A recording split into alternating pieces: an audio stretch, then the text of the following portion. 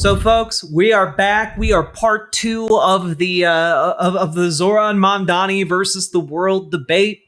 And my God, is this just absolutely insane? You've got two clowns on stage, and then you have Zohran Mamdani giving actual answers to the questions, while Andrew Cuomo and Curtis Sliwa bicker amongst themselves. It's genuinely wild to see this behavior in a debate. And let's just jump in right where we left off. Part two. Let's go. New York, Telemundo 47 streaming and digital platforms, Telexitos, Politico.com, and YouTube. Stay with us. A lot to discuss. Have I made any tikka masala lately? I have not.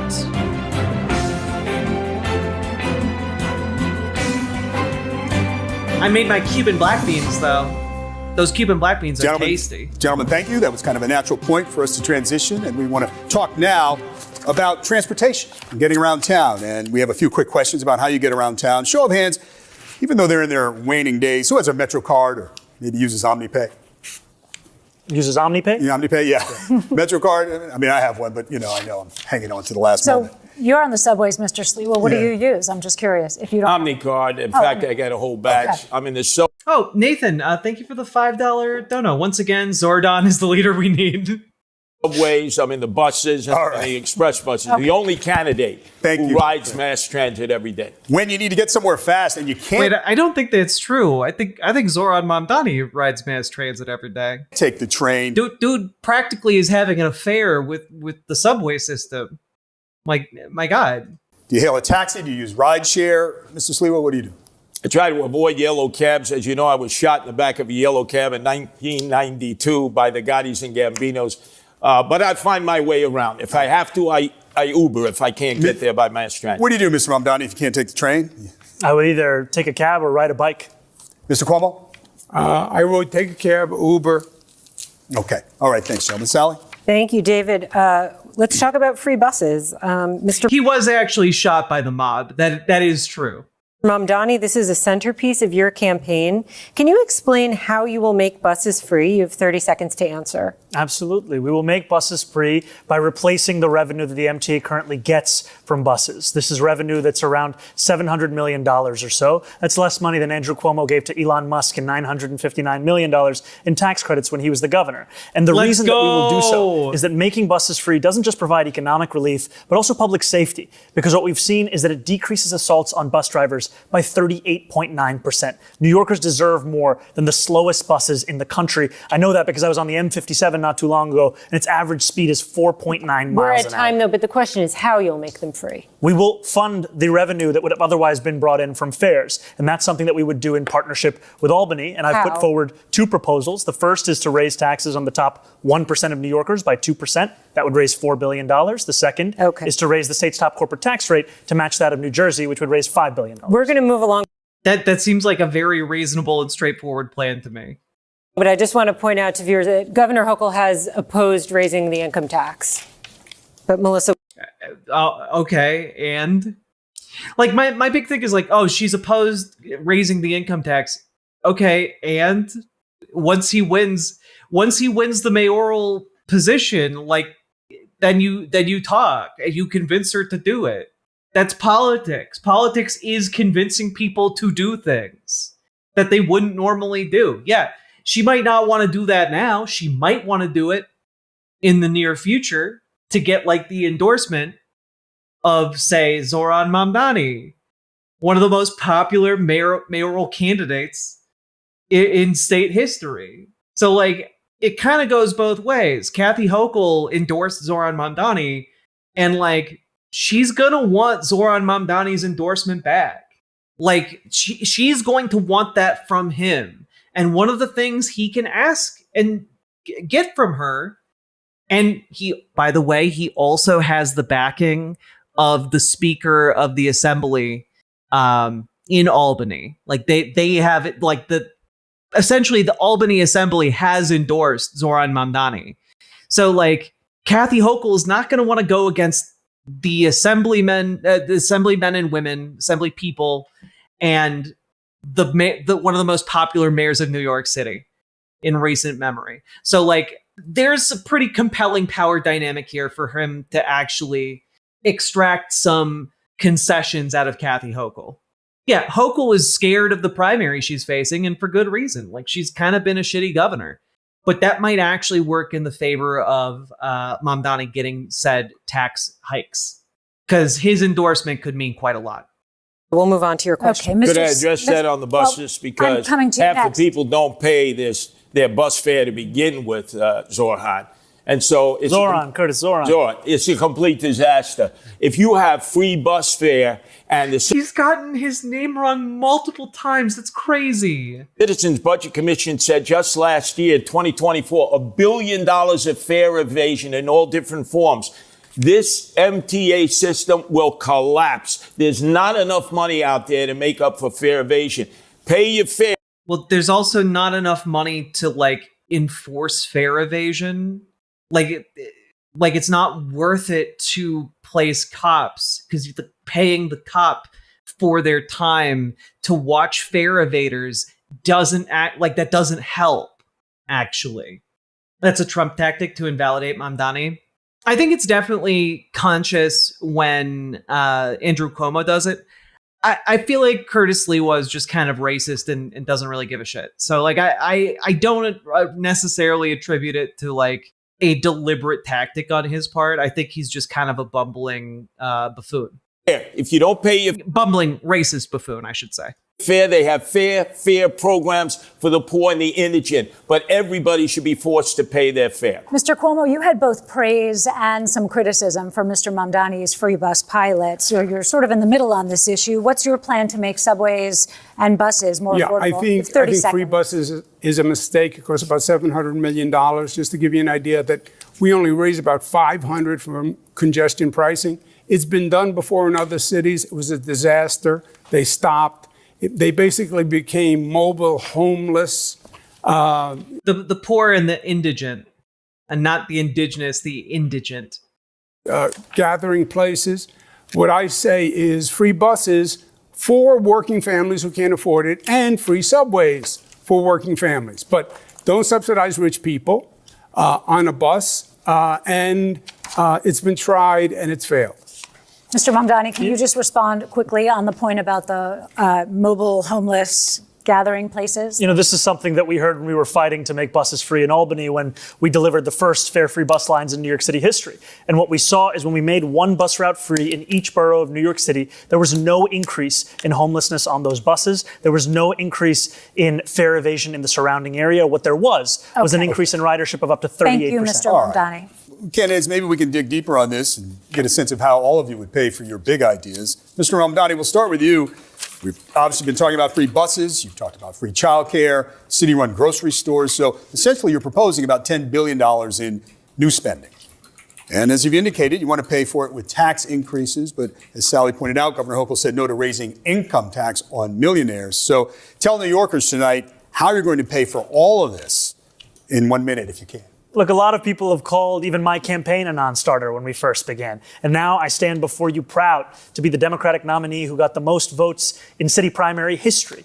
And I believe we will see the same thing with our push to ensure that we are taxing the wealthiest and the most profitable corporations the fair amount that they should pay. Now, there are those who will say that because it will be hard, you should give up. We saw what giving up looked like when Andrew Cuomo was the governor. He gave up on fighting for working class New Yorkers and instead caved in to his billionaire donors. And what did we get? We have the fastest and most frequent helicopter service to the Hamptons, and we have the slowest and more expensive bus service across the 5 boroughs. Get his ass! Hell yeah. We got them gold-plated helicopters flying the rich and famous to the Hamptons. Let's go! Let's go! Honestly, what a great, like, also the way he delivers it with just like, I don't know how to explain it, but his eyes just drip with contempt, you know? Like, there's a genuine contempt here for like the prioritization of the people who already have more wealth than God. And like, because it cut, like, the services that the wealthy extract from government tend to be in direct opposition to the services that government is supposed to provide to the working people of this country, you know? But again, Mr. Mamdani, I know Governor Hochul indicated this week there may be some open windows, but more or less income tax on millionaires is off the table, according to the governor. Look, I've said very clearly, making buses fast and free costs about $700 million a year. Making universal child care a reality costs about $5 or $6 billion a year. If you raise the state's top corporate tax rate to match that of New Jersey, you'd be raising $5 billion in and of itself. I have a couple of follow-ups. Mr. Sliver, you're next, but I have a couple of follow-ups. I would just add one additional thing. We have also put forward a plan to save money here in New York City with $1 billion in savings through procurement reform, through following the independent budget office's assessment about hiring more fiscal auditors, and in actually collecting the fines and fees from bad landlords across the city. Just a quick couple of follow-ups. Yo, let's go. Yeah. Oh, man, you want to raise money by fining my bad landlord? Let's go. Like, I'm sorry. That's pretty well thought out. I like that a lot. Yeah, no. Okay, you want to pay for it by charging landlords? Let's go. You could find some of the funding, but not all of it.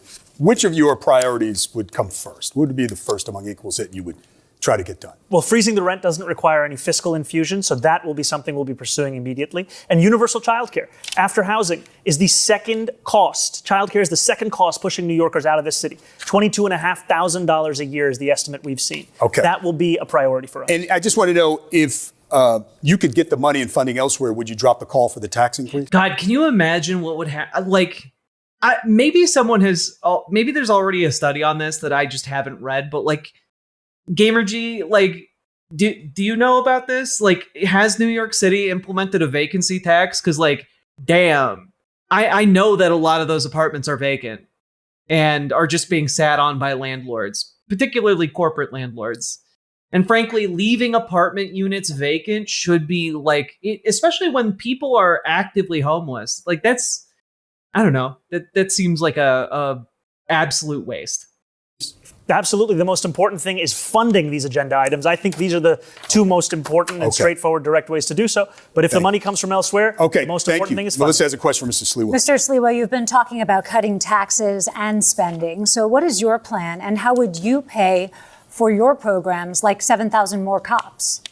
Well, I do want to say Minneapolis could use a vacancy tax, especially when it comes to like storefronts.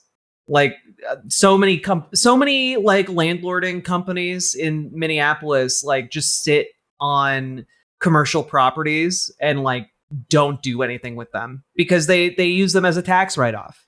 It effectively like makes them money by letting them just molder and sit vacant. And frankly, we should start taxing that. It should start being costly to just leave large corporate storefronts vacant.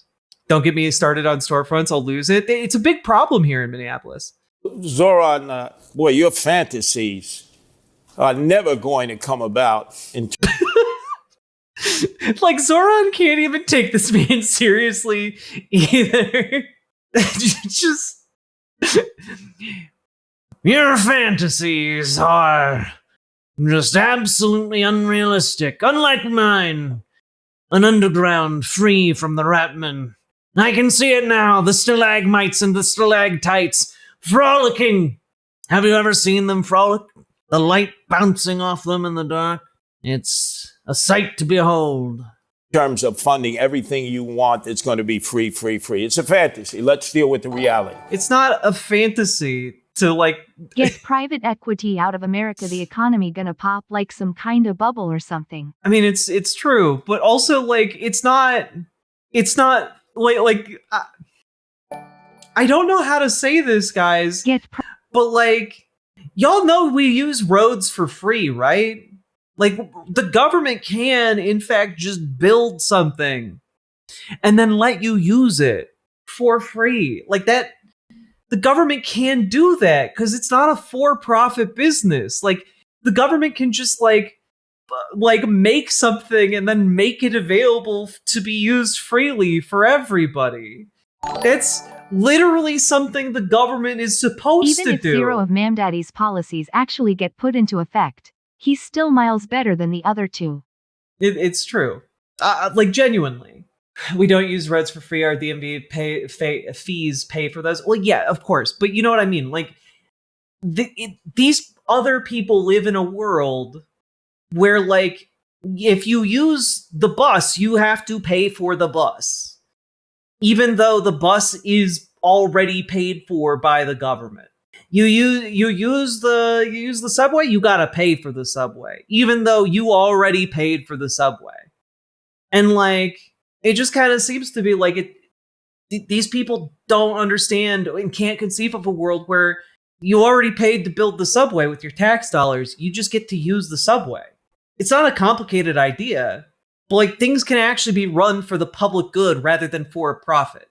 7,000 cops. You already have a plan in Boston where you pay for taxes in the future. This is a great plan in which universities and others who have bought up properties. The government doesn't build things anymore. Can we resurrect Teddy Roosevelt? I feel like you would be able to do something.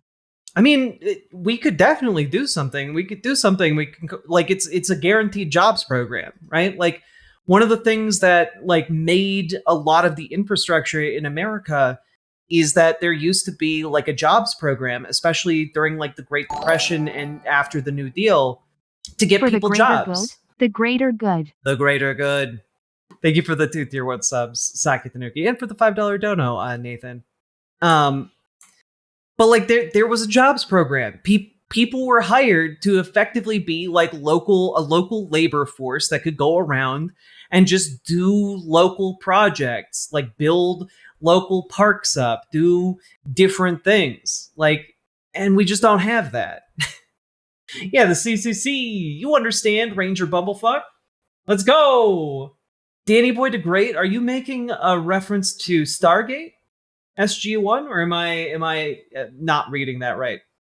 That are now taken from the real estate market and taken from property tax paid. We could raise $1 billion from Columbia University, NYU, that are in the real estate business, and Madison Square Garden, your friends, Andrew Cuomo, Jimmy Dolan, who pays no property taxes. That's how you raise $1 billion to get 700 police officers trained, vetted, and out into the streets in the 5 boroughs. And then the police will be on the subways and they will be patrolling the old-fashioned way where they're needed, going up and down the moving subway cars where people want to see the visual protection, especially women who are being assaulted, perved. And like we saw this morning on 86th Street, a woman with a gun to her head, an armed robbery because we don't have enough cops. I have a question.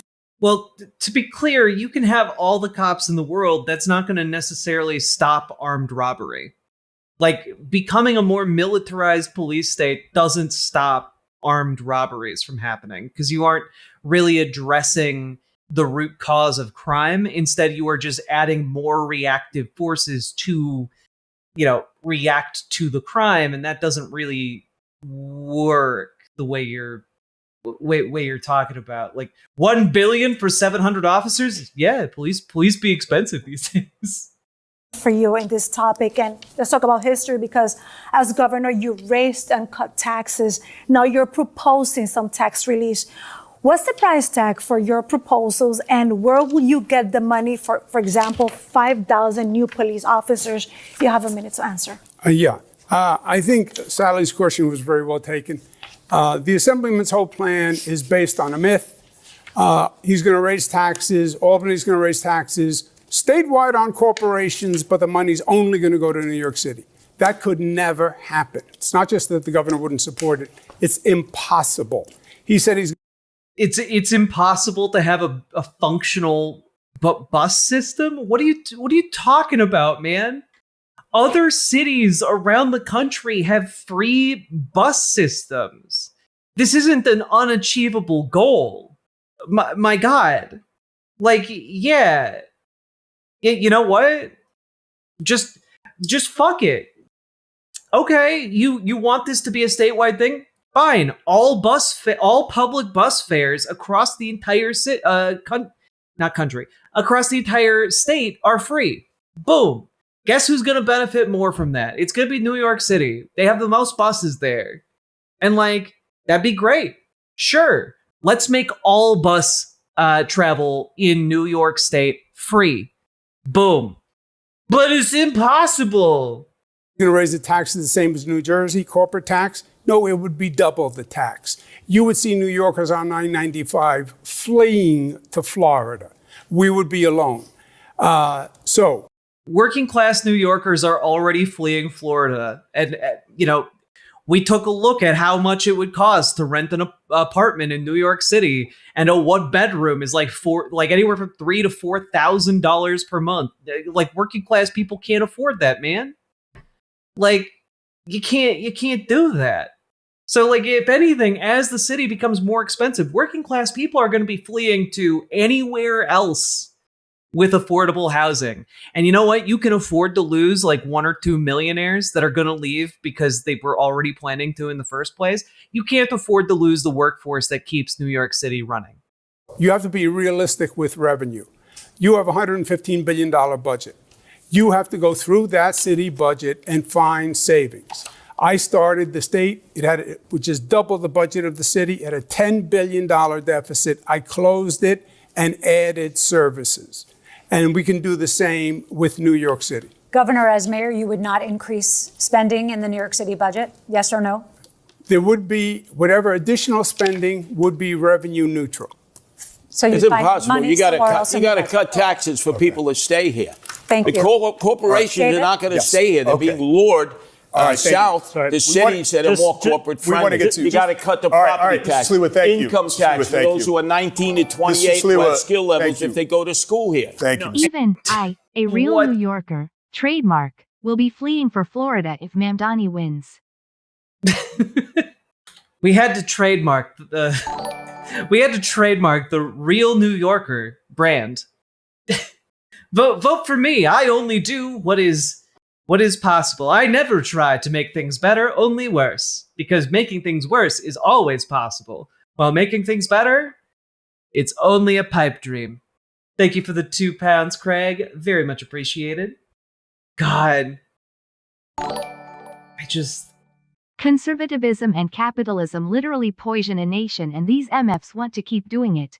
Well, capitalism is incompatible with democracy, like that's the ultimate like end point here. Like, capitalism just rots the democratic system, and like you see that rot kind of personified in this race by Andrew Cuomo. Like, dude is literally up there saying a better world is impossible, and like that's just not true.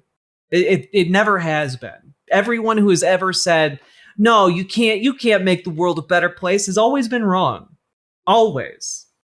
Andrew Cuomo thinks it's all right to spend $60 million to fund his legal defense from accusations of more than a dozen women of sexual harassment. But if I say we should spend the same amount of money on delivering cheaper groceries in this city through a pilot program, right, that is unfathomable. Quick, Dave. What a great comeback. I feel like he hasn't been like repeatedly hitting on that point, but when he has, it like has really carried a punch. Like, yeah, no, we're proposing spending roughly the amount of money that Andrew Cuomo spent on his fucking sexual harassment allegations. And then I have a right to respond to that. Yes, quickly. First, I did not bring those lawsuits. That was brought by the Attorney General, which I said was political. Well, those that's what generated generated by individual the legal women, fees. And some of them have still been making their way through the courts this year and yes, now. and I've been dropped from the cases. Not all of them. Yeah, and I feel like that's a really relevant point, that like he hasn't been dropped from all of those cases. What the Assemblyman doesn't say is all this money that he wants to pass. The one thing he did do is he voted for a pay raise for himself. They're the highest paid legislators in the United States. I did ask the State Controller's Office this week. I did ask the State Controller's Office this week. The total was above $60 million. But just those sexual harassment cases to defend Governor Cuomo and his staff was about $21 Sorry, it was the sexual harassment and I just want to clarify because you said. Jesus Christ. Taxpayers had to spend $21 million defending this sack of shit? That's crazy. Yeah, honestly, the fucking audacity on this man. My dad was born in a WPA tent camp above the Columbia River, which his father was helping to dredge. The WPA helped my family to survive. Honestly, like, leaving behind those parts of like American society has made us all poorer, like culturally and like economically. Also, Catherine's Leaping Lemurs. Thank you for the compliment. I would love to one day voice act something. I think that'd be really, really fun. I don't know that I would ever call myself a comedian. I do crack a lot of jokes, but I feel like I'm a far cry from an actual comedian. At 60, but on those cases it was 21. Okay. Thank you. We have to talk about quality of life in the city. Let's turn to everyday life in the city and some issues a mayor can directly impact. We start with a couple of questions about 311. The number New Yorkers call or text for non-emergency help. First off, have you ever called 311, and if so, for what? Mr. Mamdani? I called 311 for issues with my heating in my apartment. And I've spoken to New Yorkers time and time again who are frustrated by the fact that they can track their Uber Eats block by block, but when they call 311 for them to come to their apartment, it's just a question of hoping and praying that they do. There's no actual appointment. That's something that we would change. All right, Mr. Sliwa, have you ever called 311? You know, there used to be that song 911 is a joke by Public Enemy. 311 is a joke.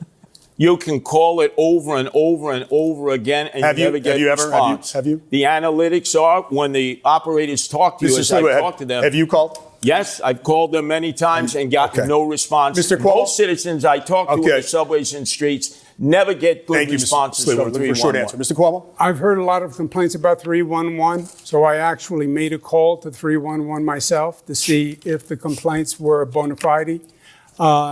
And I was dropped twice. But I'm sorry, bona fide? What? It's just bona fide. You don't have to. It's not bona fide. What? Then they were going to send someone to find help a homeless woman in distress. I'm sorry. I hit the play button. I'm still so hung up on that. What? Bona fide just means like genuine, right?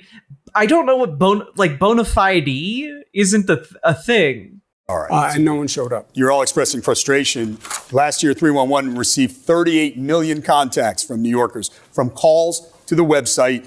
Wanted to know if you had a sense across the 5 boroughs what the top 2 categories of complaints were. What do you think they were, Mr. Sliwa? Potholes, constantly potholes. People's undercarriages ripped out, ball bearings, alignments. Second one, top 2? Rats. Rats, okay. Oh, the city is flooded with rats. Mr. Cuomo?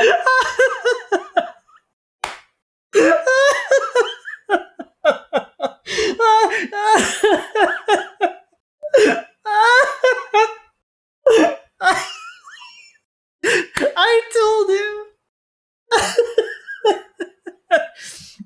Oh fuck. Oh fuck.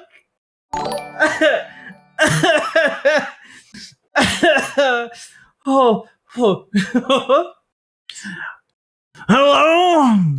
311? I'm calling about the RATMEN in my apartment. Down here in my apartment crevice underneath the streets, I need support. The RATMEN have been getting a little too close for comfort these days. I need you to send a unit down to make sure they can't get into my RATMEN crevice. You knew it was going to be rats? I absolutely did not know that. I have been making jokes about this man, like fighting rats and RATMEN for like the last 2 months, and I did not know he was going to say that, and that is just so fucking funny. Holy moly. Do you guys have any idea how vindicated I feel from this bit? Do you have any idea the level of vindication I feel?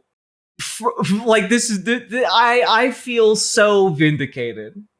Oh my god. Also, Riverboat chat, good on you. Look at you with the double-digit combo. You guys rarely rise to that level of comboing. Oh god.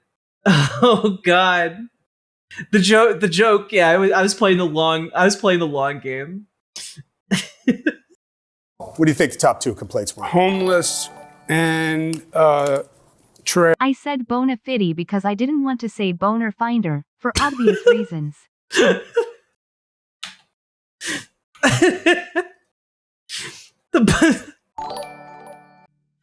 Oh god. Do you think he had 17 cats because the rats are attracted to him in some way? Yes, he had to have the 17 cats in order to like actually, survive.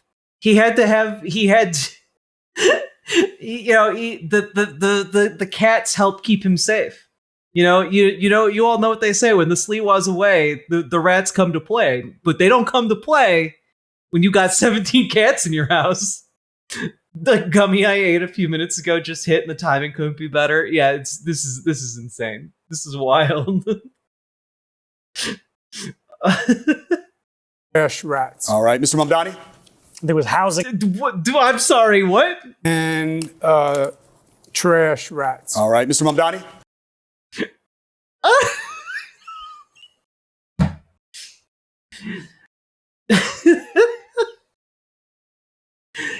The trash rat. The trash rats. They're a much more devious and dangerous form of the rat. They've made it surface side. And that's where we know they become more powerful thanks to the yellow rays of the Earth's sun. They become even more dastardly and temperamental, cleverer by a half. Why, they'd even find you and carve up your entire family if they grow powerful enough. They might even become more and more man-like before retreating below the surface to rally the troops and bring back an army. Anyway. There was housing and noise. Okay. The animatic for this will be insane. I don't think we're getting an animatic, but like, holy moly. Okay, so the answer is noise and illegal parking. And we're going to stick with quality of life. Rosarina? That's right. And let's talk about noise candidates because they fall into these two categories. First of all is the residential one, that's the neighbors and the loud music. And the second one is a street or sidewalk, everything with a loud Look at you guys with a 15X combo. Proud of you guys. construction and workers outside. So what did Mamdani answer? Mamdani said illegal parking and noise complaints. Mr. Cuomo, as mayor, what can you do to help the city that never sleeps get a little bit of rest, Mr. Cuomo? Yeah, look, I think if the 311 system worked well, if Sliwa feels like an older Charlie from It's Always Sunny, I can see that. It was actually contact with people, I think New Yorkers would get it. I think New Yorkers would be responsive. I think we have to change the ethos in this city, the ethic in this city. Right now it's toxic, it's divisive, everyone's angry at everyone. I think when we have public safety that's functional again, and New Yorkers are part of that system, I think they would. Man, I love how just like in order to run on like public safety, you don't even have to do anything. Like this man has zero plans for like public safety or how to make the public safer other than what if we hired more cops? And it's like, you can look over, we have data on this. You can look over time of like crime rates and like the amount of cops hired. And it turns out that hiring more cops doesn't lower crime rates. That isn't at all how crime lowers, actually. So like, it just seems kind of bullshit. Like you don't have a plan to deal with crime. Like you have you have a plan to deal with like the aesthetic of dealing with crime. You know? It's not true. His other plan is to find a way to get rid of the homeless. I mean, Cuomo's way of getting rid of the homeless would basically just be, Gavin Newsom's way of getting rid of the homeless. Just fucking monstrous. Be more cooperative than you think. Thank you very much. There's no proposal. Mr. Sliwa, how would you quiet a little bit the city that never sleeps? In the outer boroughs, I see problems all the time, quality of life issues. 18-wheel tractor trailers, RVs parked everywhere. Garbage that's not picked up and collected. In the city, we've seen trash cans taken away by the sanitation department, Jessica Tisch, when she was the commissioner. The quality of life has... Wait, is the sanitation department not supposed to be in charge of like taking away trash cans and like moving them to places where they need to be? It's diminished noticeably. So naturally, people are going to revert to 311. But it's important that a mayor be able to provide services to all the people. And they believe if quality of life is diminished, the next stop is sell your house and leave the city. And my goal is thank to you very improve much. and not move. Mr. Mamdani, your turn. What we've seen is one of the biggest sources of noise in the city is from congestion. And with the implementation of congestion pricing, we've actually seen noise complaints drop in the congestion zone. And so I would continue to find ways to ensure that we have reduced congestion across the city. And one of the ways... Honestly, congestion pricing, I was skeptical of it at first, but it has genuinely dropped the amount of traffic and kind of restored walking areas to parts of New York City. And I think that's really wonderful. Is by making the slowest buses in America ones that are fast and free, so that New Yorkers can not only With the new live... casino coming into New York, and to show I disagree and will combat Trump, I propose bum fights in the Octagon. Hell yeah. Hell yeah. A life of excellent quality of life, but also be able to get around this city without having to worry if they have $2.90 or soon to be $3 in their pocket, which is already out of reach for 1 in 5 New Yorkers. We have here the author of... That is an insane stat to just throw out there. That $3 in your pocket is out of reach for 1 in 5 New Yorkers, for 20% of the people who need to get to work every day. That's out of reach. That's a huge problem. And one of the easiest ways to alleviate that is just by dumping the fares.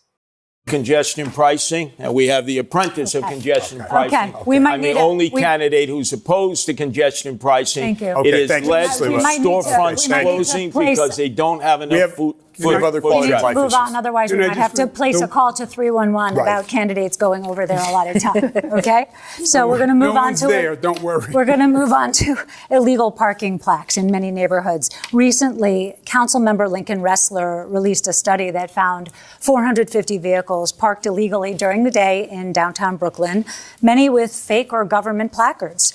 That's just one snapshot of the city, but you hear similar complaints everywhere. So how would you fix this specific situation? You'll have 30 seconds. Mr. Sliwa will begin with you. Well, obviously, placards have been abused consistently. You have people who've created fake placards. Not only that, you have people with fake license plates, paper plates. There's all violations against the Department of Transportation rules and regulations of where you can park a vehicle. There's just no enforcement. And that's because we don't have police. We have these e-bikes going up and down. We have the motorbikes. They're not following rules and regulations. They should be licensed. They should have a way of being identified.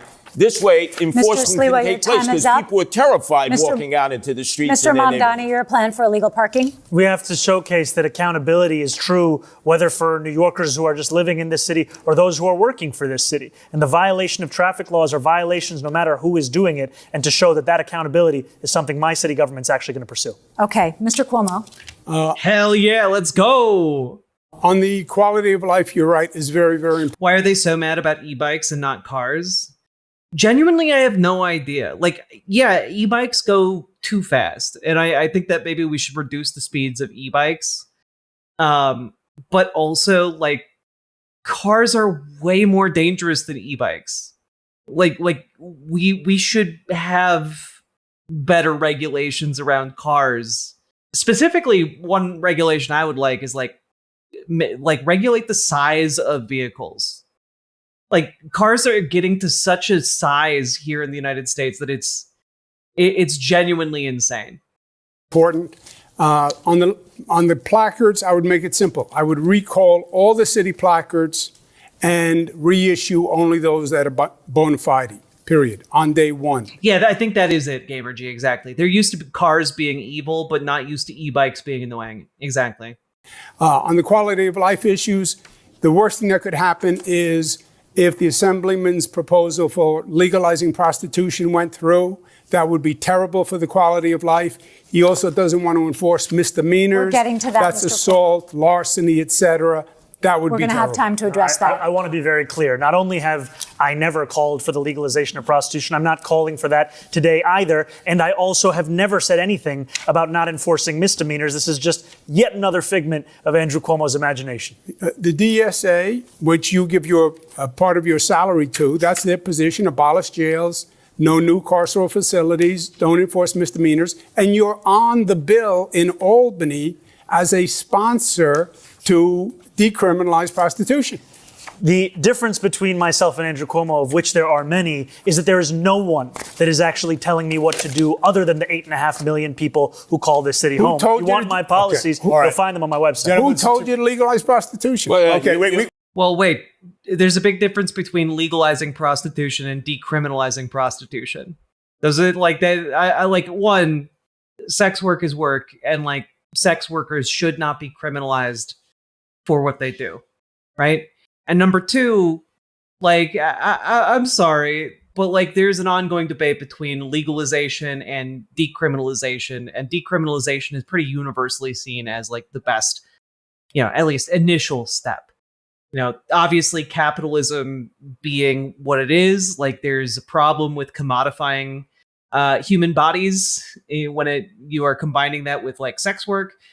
But that being said, people do sex work, and we need to acknowledge that, and we need to then find a way where you don't suddenly have like a company, like a company effectively acting as a legal pimp. We actually have a question. Andrew, you can't escape this. You signed the law doing away with loitering for prostitution. That was the law put forward by Jessica Ramos. Gentlemen, you started the prostitution in East Elmhurst, Mr. Sliwa, and Jackson Heights and Flushing. Mr. Sliwa, and you want to add to it, which diminishes. What would be wrong with sex work being legalized? Well, imagine a sex work company. Essentially a corporatized brothel on a large scale. And you can imagine the exploitation that occurs in a modern day factory. And I think if you extrapolate how such exploitation might be done by a corporatized environment like that for people who do sex work, you can see how that would isn't for sex work. Maybe arise some problems. I'm amazed Cuomo isn't for sex work. Yeah, if anyone on that stage should be, or it'd be him. People do sex work regardless. Well, the reason people, and I'm talking about like sex workers. Sex workers, there's an ongoing debate within like the sex work communities about decriminalization versus legalization, right? And so part of the problem here is like sex workers, if they want like legalization, they want a guarantee that essentially, you're not going to have a boss that's going to tell you how many people you need to fuck. Like you don't want to like open up the door to that within a legal framework where you are legally required to do that. Does that make sense? Like the law would effectively be an element of force within that system to enforce that type of work. So I like there are problems with it. They're not insurmountable problems in my view, but like I think sex workers in general are right to be pretty skeptical about how legalization would be done and want to ensure that it is done right. And in a country where we have people like just trying to criminalize, like, I don't know, work on OnlyFans or something, like that's a valid concern, I think. What if sex workplaces were worker cooperatives? I mean, I think that would be like maybe the best outcome, right? Like, out of anything, sex work should be run more democratically, like a democratic worker co-op, if it's going to be organized in that way at all, It's the quality of life. Mr. Sliwa, when I talk over you, nobody's hearing you, and we actually have a question on that. So we'll let Rosarina ask. And for this question, candidates, we want to come to Queens, where we... Oh, yeah, actors, SAG-AFTRA is a union. Actors are definitely unionized. Again, I'm just telling you that this is an ongoing debate within the sex work community. I used to do sex work, and like I could tell you it is an ongoing debate. So like workers, I believe if you are going to do sex work of like the prostitution variety, you should like be essentially either like a free independent contractor or in some kind of democratically organized co-op. But I don't think that there should be like I don't believe in corporate ownership of sex work, I guess. Yep, as a sex worker, this is certainly a debate going on. Yep, 100%. But we're getting so into the weeds right now. Know that prostitution has been an ongoing complaint. Mayor Adams formed a task force and ordered sweeps by the NYPD. But the situation continues, especially around the very popular Roosevelt Avenue. As most sex workers are ANCAPs that just want lower taxes. I don't think that's true. Mayor, Mr. Mandani, how would you handle this situation? You have 30 seconds. I want to first be clear that I am not, and nor have I ever called for the legalization of prostitution. And if you are happy with what's happening on Roosevelt Avenue, then you should vote. Wait, are AV actors SAG? I don't know what AV stands for. Are you talking about voice actors? What's an ANCAP? An anarcho-capitalist. Someone who's basically just, you don't need government, you just need capitalism. And the non-aggression principle. For Andrew Cuomo, because his policy is to continue. Oh, adult video actors. I don't know if adult video actors are in SAG. I don't know. The exact same ones we've seen under Eric Adams. My policy is to actually take on sex trafficking, to have a zero tolerance for violence against women, and to follow the advice of district attorneys that we have here in New York City, the current Manhattan DA, the former Manhattan DA, the current Brooklyn DA, the former Manhattan DA having said that prosecuting women for prostitution is something that actually leads to less safety. And what we need to do. It's true, because then people who are trapped by, say, a pimp or criminal organization don't feel comfortable going to the police, which then leads to the proliferation of said organizations. Is provide an economy Mr. of opportunity. Just a quick clarification. So no legalization, how about decriminalization? I do not think that we should be prosecuting women who are struggling, who are currently being thrown in jail, and then being offered job opportunities. I think we should be actually providing those kinds of opportunities at the first point of interaction. Mr. Cuomo, your turn. Look, Bill de Blasio, the assemblyman is a mini-me BDB, okay? He's Bill de Blasio light. He proposed legalizing prostitution. He didn't get it, and he just told the cops, don't arrest any more prostitutes. There is a bill in Albany that he signed that says the prostitution that a woman who is a prostitute. The fact that they are spending so much time on this topic in particular is genuinely, I don't know, it boggles my mind. Like, yeah, the cops have more important things to do than to, like, I don't know, harass people who are like doing a job. Like, they're doing a job that is consensual and doesn't hurt anybody. Like, leave them be. That would be decriminalized. That is what the bill says. And that's what he said, if you listen very carefully. That would take Roosevelt Avenue and explode it, because it would make it legal for prostitutes. But real quick, how would you handle this situation? You have to enforce the law. It's illegal. I went to Roosevelt Avenue. I talked to the store owners. I talked to the neighbors. I walked down Roosevelt Avenue with prostitutes there at 9 o'clock in the morning. Your turn, Mr. Sliwa. I've dealt with this back in the 80s and 90s in Hell's Kitchen in Chelsea, when they were overrun with open-air prostitution and Times Square. You don't go after the women. The women are the victims here. You lock up the Johns, you shame the Johns. You let everybody know about the Johns. The madams and the pimps need to be prosecuted to the full extent of the law. And these absentee landlords who knowingly rent their rooms, their apartments out for the use of prostitution, the Department of Buildings should come in. Dude, Shakespeare, you called this so hard. You called like almost every single word out of this guy's mouth. Padlock the building, seize the building, because many of these landlords live in Delray, Florida. They did back in the 80s and 90s when we did it. The madams, women pimps. In Chelsea and Times Square and Hell's Kitchen, and they're doing it again, and there's no enforcement. That's why the prostitution. We're going to go to Sally now. Thank you, David. We're going to talk a bit about experience and beliefs. We've covered a lot of ground tonight, but we want to probe a bit deeper into each of your mindsets and how you'll approach government. You can't follow up a question about sex work with probing a bit deeper. You can't do that. That's illegal. That's illegal now.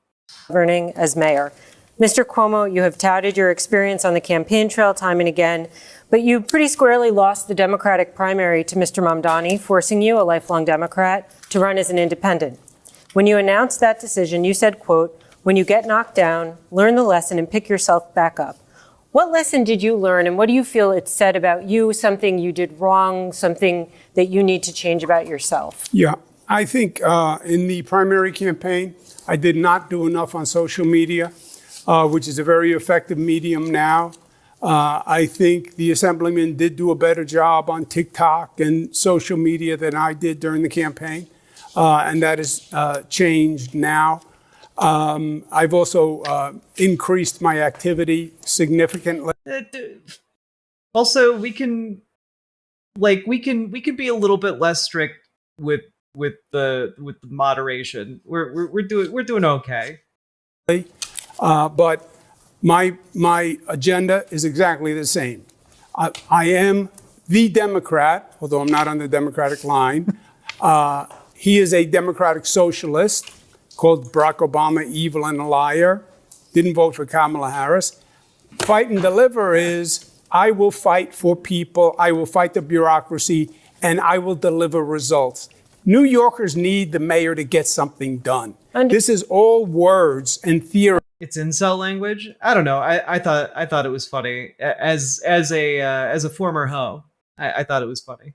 I am a manager who can actually get things done. This is a question about self-reflection. Wait, he's running as an independent? I mean, Cuomo's running as an independent. Sliwa is the Republican candidate. The thing you're reflecting on the most that you need to be on social media more? Was there any other deeper lesson that you learned? Between the two campaigns, social media, more accessibility. Okay. I just have to say. What's his problem with democratic socialism? He's, he's a conservative. That's his problem. His problem with effective democratic governance is that he doesn't like it, and he would not do it if he was elected. Say it's been an hour and 20 minutes of this debate, and we haven't heard Governor Cuomo say the word affordability. That's why he lost the primary. That's why he'll lose the general election. And you can lie all you want, but the truth is, Cuomo's not even an establishment Dem at this point. He lost the Democratic primary. He's still trying to win, but I don't think you can call yourself an establishment Dem if you're running as an independent because you're so butthurt you lost the primary. I voted for Kamala Harris. I'm the only candidate on this stage to have the endorsement of Kamala Harris, and I'm not the one who's funded by Bill Ackman, who called Kamala Harris unqualified to be the vice president of this country. Okay, may I respond? Yes, brief response, please. There are a lot of New Yorkers who support me, and there are a lot of 28%. That's not nothing. It's true. Of Jewish New Yorkers who support me because Who has more Jewish New Yorker support, man?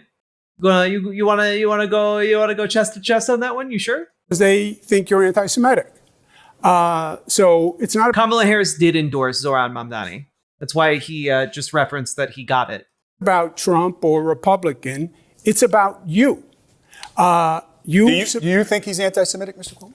I don't make those judgments about people. Are you a racist? Are you an anti-Semite? I know there are many Jewish people who believe he is anti-Semitic. I believe not condemning the globalized intifada, what he has said about Hamas. But Mr. I can see where they are inflamed. I'm sorry, I didn't mean to interrupt. I covered your speech in. Did she? Yeah, she actually did. Kamala Harris backed Zohran Mamdani. This was back in late September, a couple weeks ago. An Upper West Side synagogue where you said anti-Zionism is anti-Semitism. There is no difference. And you were talking about Mr. Mamdani. Is that not an allegation? No, I make that statement all the time. I wasn't referring to Mamdani. Okay, all right. Mr. Mamdani, a brief. I say that all the time, but I wasn't referring to him. Yeah, but he's not in favor of Zionism. So clearly he's anti-Semitic by your definition, right? Is it just something you say or is it something you believe, man? Response, and then we have to move on. I have denounced Hamas again and again, and it will never be enough for Andrew Cuomo because what he is willing to say, even though not on this stage, is to call me the first Muslim on the precipice of leading this city, a terrorist sympathizer, is to send mailers that artificially lengthen my beard, to say to New Yorkers that they should be fearful. Okay, Mr. What I will do Melissa is Melissa has a specific question Mr. for you. Mamdani, you are the Democratic nominee, and you're also a member, as we've been discussing, of a... I won't say he's racist, but I know people that say he's racist. Get out of here. Yeah, no, like, it's so cowardly, too, right? Like, that's one of the things that blows my mind about Andrew Cuomo. It's that he talks a big game, but when it really comes down to it, he's a fucking coward. You know, like, he will say behind closed doors that, like, Zohran Mamdani is an anti-Semitic terrorist sympathizer. But when he's actually asked about it out in the open, he's like, well, geez, I don't know. I just know some people who think he's kind of a terrorist adjacent. And I know some guys who call him anti-Semitic, but I would never say that about him. And it's just some like absolute like it's mean girl shit.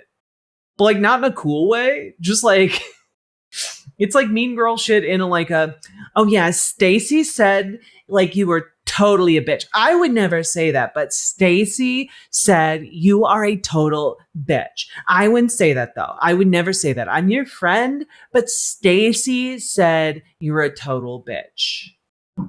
Political organization that may be less familiar to New Yorkers, the Democratic Socialists of America, which believes in dismantling capitalism. New York City is the global headquarters of the finance industry. So how would you be the mayor of Wall Street and the DSA? You have 1 minute. I would be the mayor of this. Honestly, great question. And also, congrats on your leather work getting finished, Lady Domina. It's poking your sibling with the stick and saying, I'm not touching them. The stick is. Yeah. Entire city. And that means ensuring that the wealth that we generate in this city is also wealth that every single New Yorker can actually feel in their pockets. Because what we have today is a system that has generated the most wealth in the wealthiest country in the history of the world, where 1 in 4 of our neighbors are living in poverty. That's unacceptable. We can't look at 500,000 kids hungry every single night as just the cost of doing business in this city. That's something we have to actually change. And I'm going to do that by fighting for my neighbors in Queens that I've come to know, who are not only the ones who own teapots and toy stores, who own diners and dry cleaners, but also the ones who work there. Because right now, all of them are being pushed out of this city by corporate greed, by private equity, and by a politics that refuses to fight for them. I will finally just a quick follow-up, Mr. Mamdani. A lot of Hispanic that flee socialism and are a little bit scared to hear your policies. What would you tell them?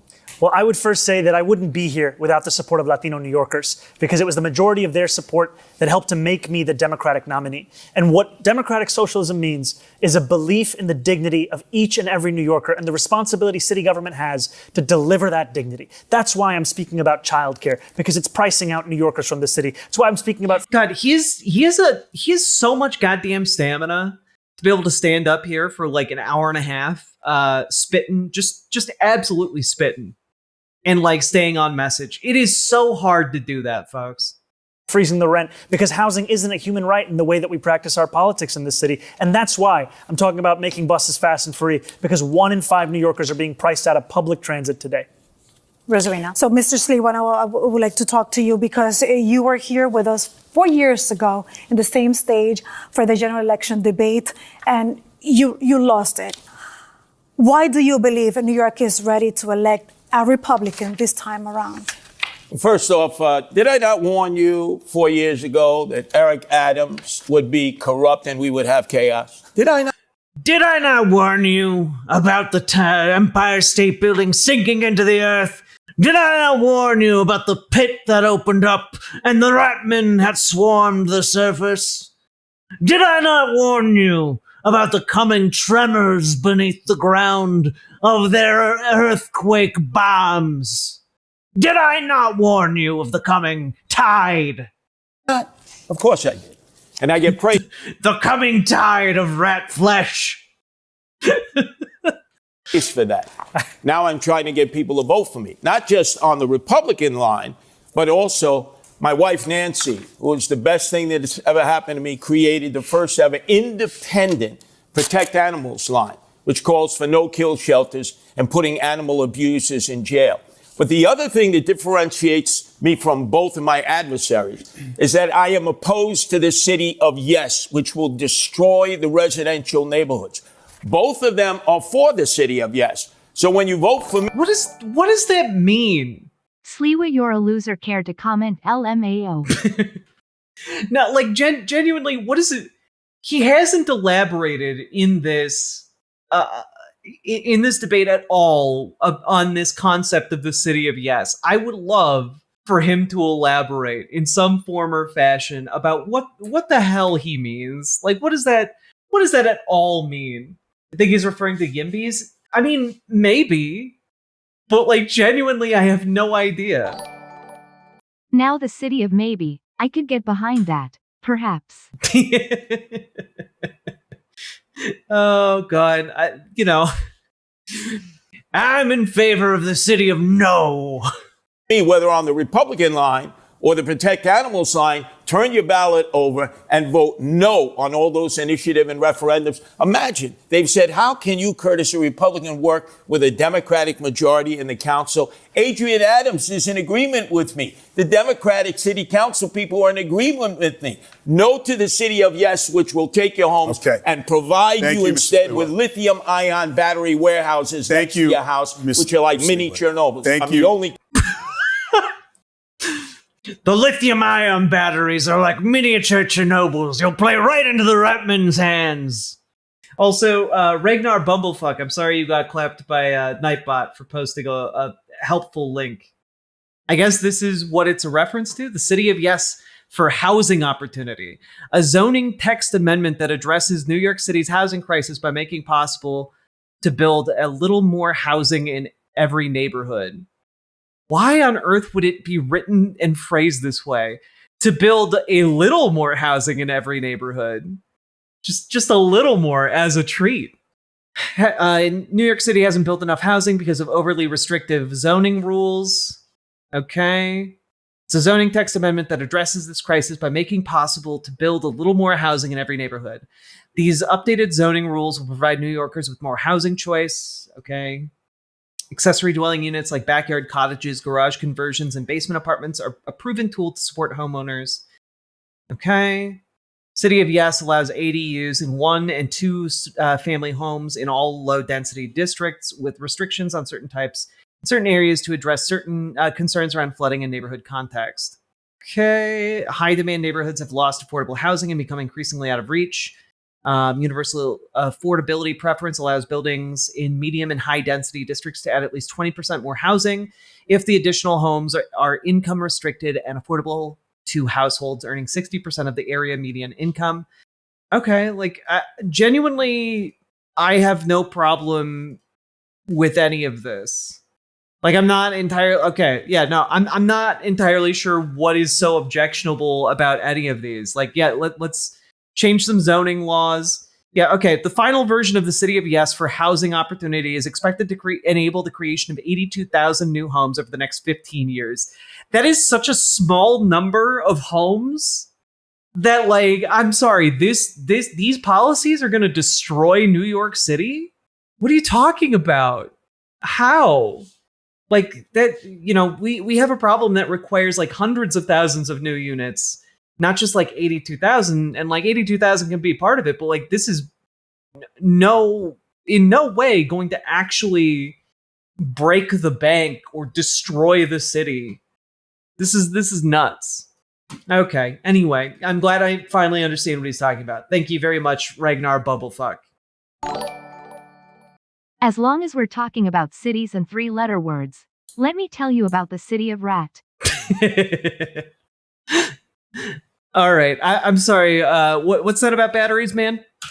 No to the city of yes, which will take your homes and provide you instead with lithium-ion battery warehouses next to your house, which are like mini Chernobyls. I'm the only candidate who is opposed to the city of yes. There's literally nothing in the zoning that turns housing into lithium-ion battery warehouses. What are you talking about? Thank you. I have a quick follow to that, Mr. Sliwa. How do you bring down costs if you don't build more housing? Oh, it's very simple to build housing. You just look in New York City. we have so many dense areas where you no longer can use the commercial space. They used to be office space, and you just convert it into residential housing. You don't. That costs money. It costs money to convert like office space into residential space, man. I like that it sounds easy for sure, but it costs money, and that's you don't have a plan to make it not cost money or to cover those costs. Like, oh boy. Also, Lesbian Hot Sauce, thank you very much for the raid. Welcome, folks. We are working our way through this, but it is a dense package of whatever the hell this is. Welcome. You guys are going to be a little bit lost. To catch you up real quick, this man is Curtis Lewa. He's the Republican candidate for New York City's mayor, and I have an ongoing bit where anytime he says something crazy, I pretend that he's some kind of man who lives in the depths below New York City who fights rat people. When you know the rats, like I do.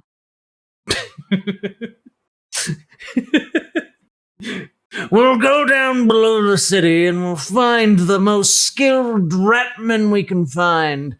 If you can bargain with them right, you get their clever hands to build all kinds of marvelous contraptions. The technology they have down there will chill you to the very marrow of your being. But they can build a goddamn great condo. Need to go into the outer boroughs. You don't need to use wetlands and parklands, which they seek to do. If you build a new building, it takes 5 years. If you convert an All right, Mr. Slewa, thank you. We want to change the pace here a little bit. I want to change the pace and just get a sense of what you think about political leadership. We're curious about who you admire. Who is the best modern day U.S. president? Mr. Cuomo? Like, you can retrofit office spaces for residential purposes. It just is a very expensive project because they're not made to be livable spaces. Modern day, well, I'm partial. I was Bill Clinton's Housing and Urban Development Secretary.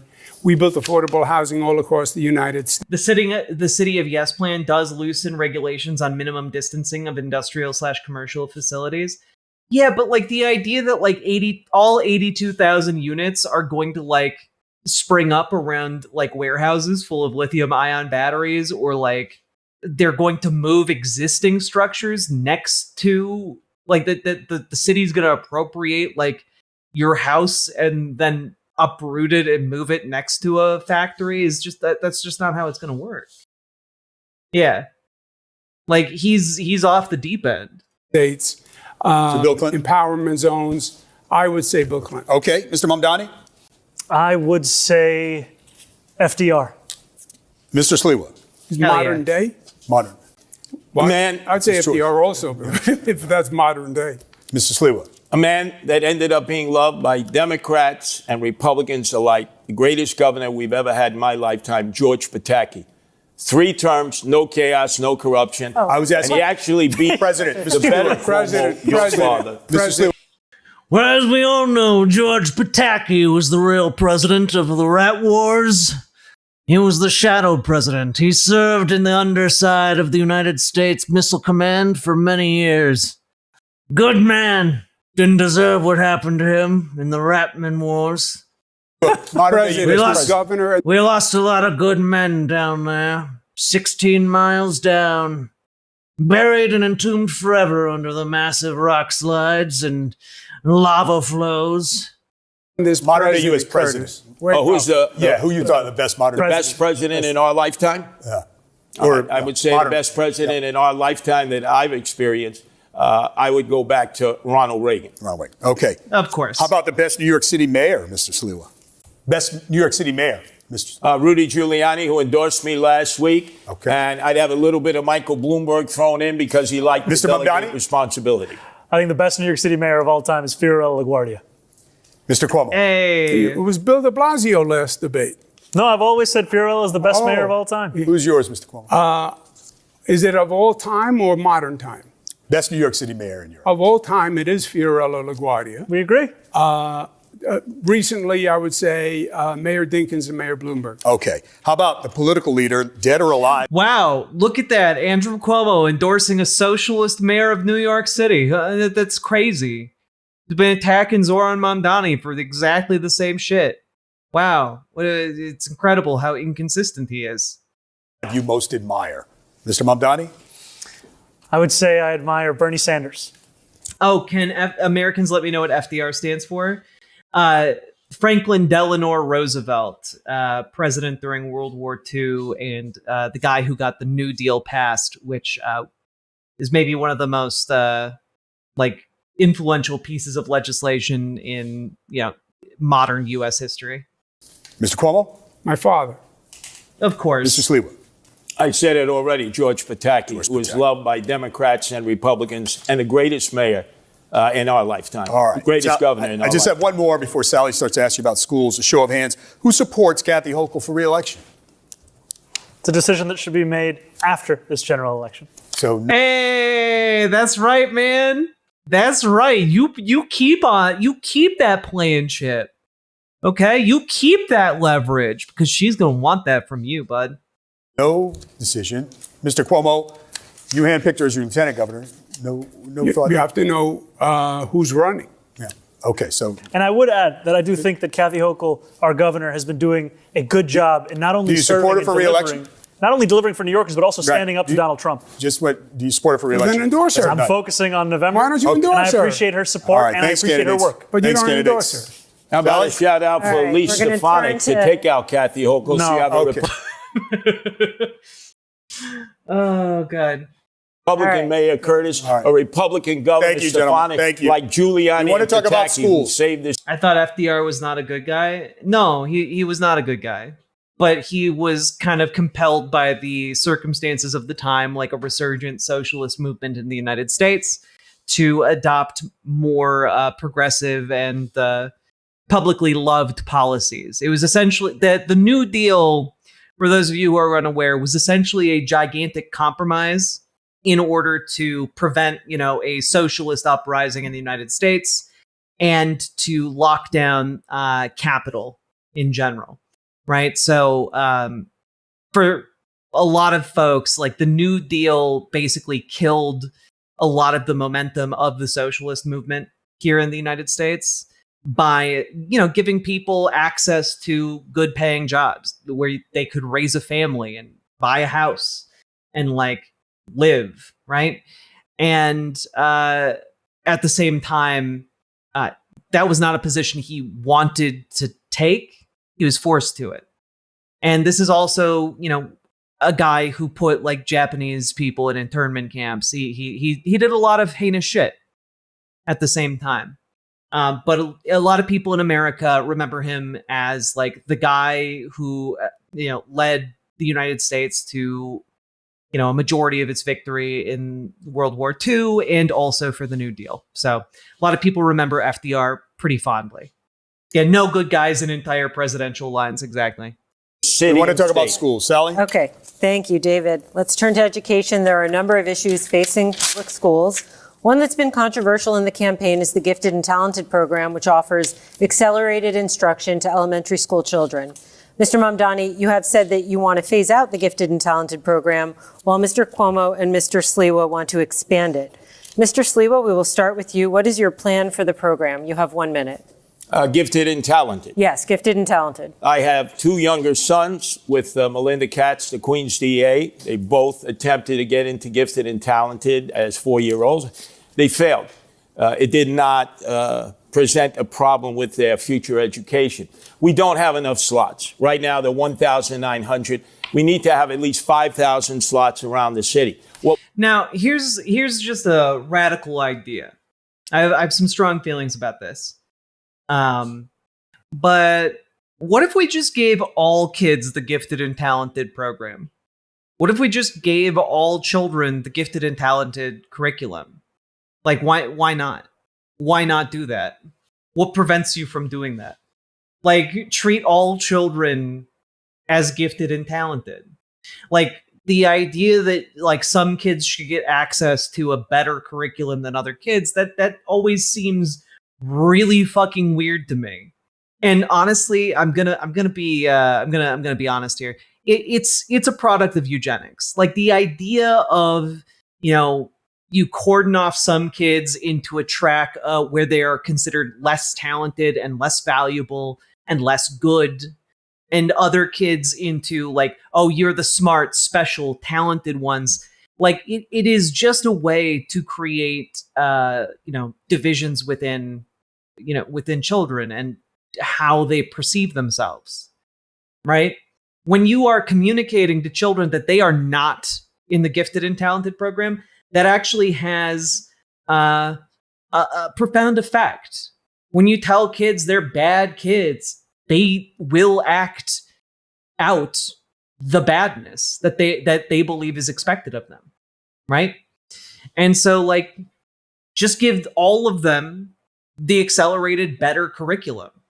It's just like, you also have to like take into account who gets access to the gifted and talented program versus who doesn't get access to the gifted and talented program.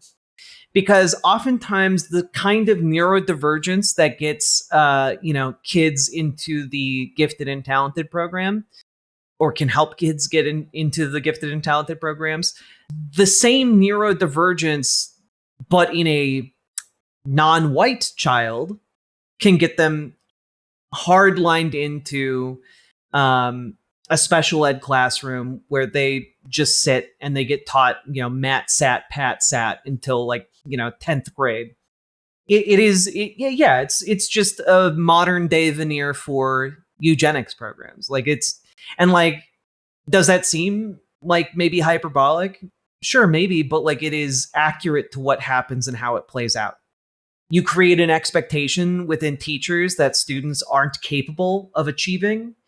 You create an expectation within teachers that like, well, a kid who looks this way is capable of achieving, but a kid who looks this way is not.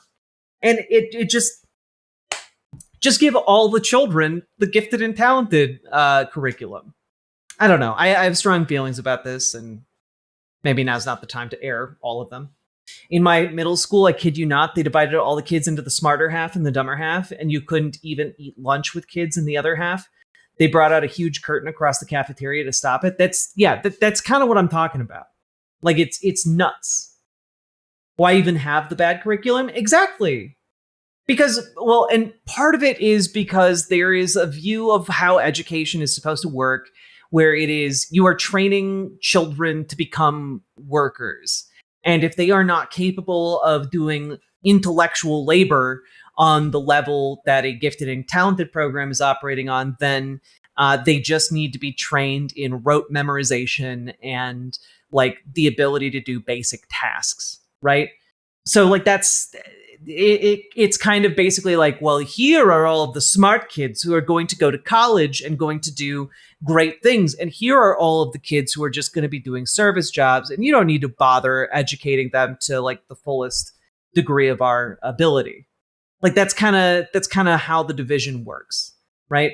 And it's bullshit. It's bullshit that is built off the back of eugenics. And I hate it. And I think it really needs to stop. And we don't have to have schools like that. I mean, like Danny Boy DeGreat, you kind of nail it, right? It's kind of like you take a test and then, some kids are herded off into, the room where they are learning super special things. And then the other kids get herded off into a room and they're like, where a teacher's like, okay, kids, gonna teach you about mining today. The smallest of you are gonna die first. So you better listen up quick. And like, that's it. Like, that's kind of how it goes. I feel like I was failed as a child with autism. You are honestly, yeah, you probably were. Most kids with autism were failed by the education system because it's not designed to help autistic people succeed. Like that's not the purpose of our educational system, or it has not been in the past. It could be. It doesn't have to be this way, but like it's yeah. We'll talk more about this on a new day, I think. But like it's pretty interesting. We also only seem to care about test taking and not education. Yeah, because we have ways of actually like facilitating learning in children based on like concepts like inquiry-based learning, where like children are allowed to ask questions about a different topic, and then a teacher encourages their like exploration of said topic. Like, we have methods that emphasize education, but a lot of what is prioritized is test taking, and test taking is also one of those, by and large, one of those products left over from more eugenics-based education, right? It is a way to, again, divide children into high achievers and low achievers and give them different treatment. And when in reality, that's not what we should be prioritizing when we're talking about education. Well, in Void Critter, actually, a lot of modern education arises as a direct result of our residential school system, right? Like, a lot of the concepts you see in modern schooling today is a direct, like, descendant of the residential school system that was designed to, essentially annihilate indigenous culture and to, like, turn people into compliant workers rather than, people who were going to have critical thinking skills. And so a lot of that is still kind of unquestioningly incorporated into our, modern day education system. And it doesn't have to be that way. It doesn't have to be that way. All right, let's jump back into this. We went down a very big rabbit hole there. They have not done at the Department of Education is make these tests available in Black and Hispanic communities. So, for instance, you have 77,000 children who are 4 years old. Only 10,000 have taken the test. Only 2,000 are accepted. Why not offer the test to all 77,000? And even if a gifted and talented class only has 3 or 4 in a minority. But will the carpet match? Yeah, because I want it to look nice, Sake Tanuki. Come on. Thank you for the 2 tier 1 subs. Minority school, give these children an opportunity to excel too. That would make it fair for everybody. Thank you. Mr. Cuomo, how does your... Unironically, I kind of agree with Curtis Lewa here, weirdly enough. Your plan differ from Mr. Slewa's? You also have 1 minute. First, I support mayoral control. I think it would be a terrible mistake to roll back mayoral control. That's probably been the most dramatic educational reform in 40 years. We'd go back to the old system that had local school boards, which were corrupt, patronage mills, etc. So who runs the system is number one. I would expand gifted and talented programs, accessibility. I'd offer preparatory courses to any student, parent that wanted to take them.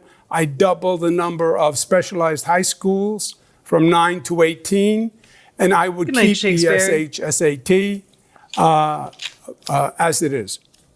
Thank you. And Mr. Mondale. Can I add one thing? There's been no discussion about... I'm sorry. Thank you. And SAT from 9 to 18, and I would keep the SHSAT. Sorry, for a second there, I thought he spelled out SHAT, and I was like, what is the shat? I feel like I would have heard of that. As it is. Thank you. And Mr. Mondale. Can I add one thing? There's been no discussion about vocational high schools, which save so many young men and women. We need to expand vocational training for those. Okay. Even a ratman can be right once a day. Yeah, the sun even shines on a rat's ass. We're going to keep going here with Mr. Mamdani. Why should the gifted and talented program be phased out, in your opinion? You have a minute to answer. So I want to be very clear. I have spoken solely of gifted and talented for kindergartners. I do not believe that kindergartners should be subject to a singular assessment. I have not spoken of any gifted and talented programs older than for kindergarten. I'm solely speaking about kindergarten. And I believe that we should be delivering the best education across the country here in this city. We will do that by following through on the proposals I've put forward to hire 1,000 more teachers every single year through our community to classroom program. One that will ensure that we're providing each student, whether they be in high school or someone who is an adult looking to become a teacher, with $12,000 in tuition subsidies so that they can start to fulfill the 7,000 to 9,000 additional teachers we need so that we can actually deliver on the Class Size Reduction Act, which I was proud to pass in Albany, that will ensure that children and teachers actually have a manageable ratio in that classroom so that they can learn. Because today, that learning is being rendered impossible by the number of kids in that same classroom. It's time to make sure that that number is lower. Yeah. But you don't believe the mayor should run the system? I've been critical of mayoral control because of the ways in which it's been used to take away the voice of parents, of educators, of students. I think it's important that those same voices be a part of how we lead the system. So are you for or against mayoral control? I've been critical of it. I'm against mayoral control, and I think that there's an importance of developing something that actually enshrines all of those voices together. Mr. Cuomo, you also tried to curtail it. God, like it's crazy. Like Andrew Cuomo's like trying to do gotcha questions to Zohran Mamdani, and Zohran's just like, yeah, man, I can easily answer that. Here's like a 5-second response. Let's go. When Mayor de Blasio was mayor. But I'm we sorry. can go.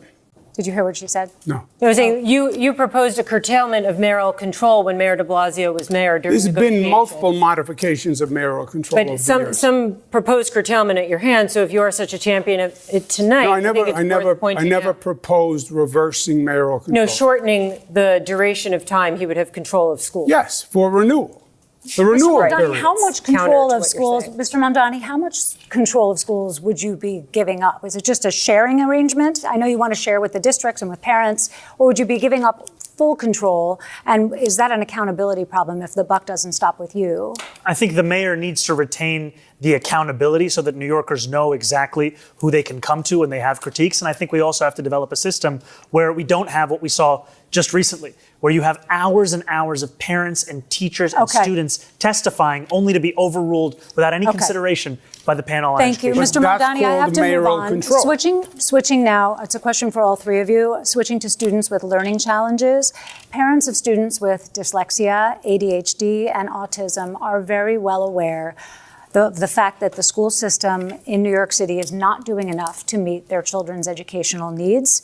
How will you help these parents and students? We know that Mayor Adams has expanded evaluations specifically for children with dyslexia. It was an issue close to his heart, but what would you do more broadly, Mr. Mamdani? You know, I think some of the initiatives that Mayor Adams has launched, especially with this chancellor, have been showing positive signs, especially for literacy and for preparedness, especially as we're in a national crisis on reading and mathematical comprehension. And I think those are programs that should be furthered, should be invested in, all while also ensuring that we're giving teachers greater flexibility in the curriculum that they're actually teaching. Because what I've heard from many of those teachers is that too often the curriculum that's being procured in the $10 billion a year in DOE contracts is one that has little relation to the classroom. Thank you, Mr. Mamdani. Mr. Sliwa, you have 30 seconds. Yes. We have $41,000 that we're spending on each student now. By fourth grade, 2/3 of these children cannot read, write, or do math at grade level. We should be ashamed of ourselves for that. 100,000 less students than we had last year. 1/3 are truants. We have 200 schools with 200 students or less, and Michael Mulgrew determines which schools stay open. Eric Adams is not exhibiting mayoral control. The mayor should run the Board of Education, the old Board of Education that is now the Department of Education. The bureaucracy. You have 13 deputy chancellors. You have 50 department heads that suck up all the money, and teachers are still reaching into their pockets to pay for badly needed supplies for the children in the class. The money should be going to the teachers and the children and young adults, and it's not. Mr. Cuomo, what is your specific plan to deal with the challenges of students who have learning differences? We are losing young families. When their child becomes of school age, they leave the city, they go to the suburbs, they go to New Jersey. They're not going to sacrifice their child on what they think is a secondary education system. The core competency, reading and math, below 50% is a disgrace. The gifted and talented programs gives people hope. I do believe Mayor Adams has made progress on the evaluations and services for children who require special needs and assistance. But obviously we have to do more. So we have another question about improving schools. And in the last year, the schools enrolled more than 36,000 migrant students, many learning English for the first time. From class size to bilingual teachers, that puts a big strain in the system. Mr. Cuomo, what can you do to help migrant students, but also the staff? You have 30 seconds. Well, first, I think it was wrong of the state to put so many migrants in New York City. New York City had the overwhelming majority of migrants. But they're already here. I just can we just play back that clip? I need to. New York City had the state to. Well, first, I think it was wrong of the state to put so many migrants in New York City. New York City literally has a gigantic statue outside of it saying that, welcome to immigrants. I'm sorry, you're running to be mayor of New York City and you think it's a mistake? You think immigrants are a mistake? What the fuck is wrong with you? This man is weak, and this man is incapable of serving as the mayor of New York City. If nothing else has completely tanked this man's chances of being mayor, this should be it. I'm going to be fascinated to see post-debate polling, because, Mamdani was already leading Cuomo by a solid 23 points or something prior to this. Might go up to 30 There's or 40. So much immigrant hate. What happened to there? What make this country great? Give me your poor, your tired and weary, the downtrodden and beaten. Right? My God. Now the rats. The rats were here from the Ice Age. Some say they've been there the entire time. Some say they've been working there. Others say they've been brought here or popped out of the ground fully formed like some kind of deific contagion to punish us for our hubris. Me, I just think hate incarnate made them down there. Formed them out of darkness itself. Oh, God. New York City had the overwhelming majority of migrants. But they're already here.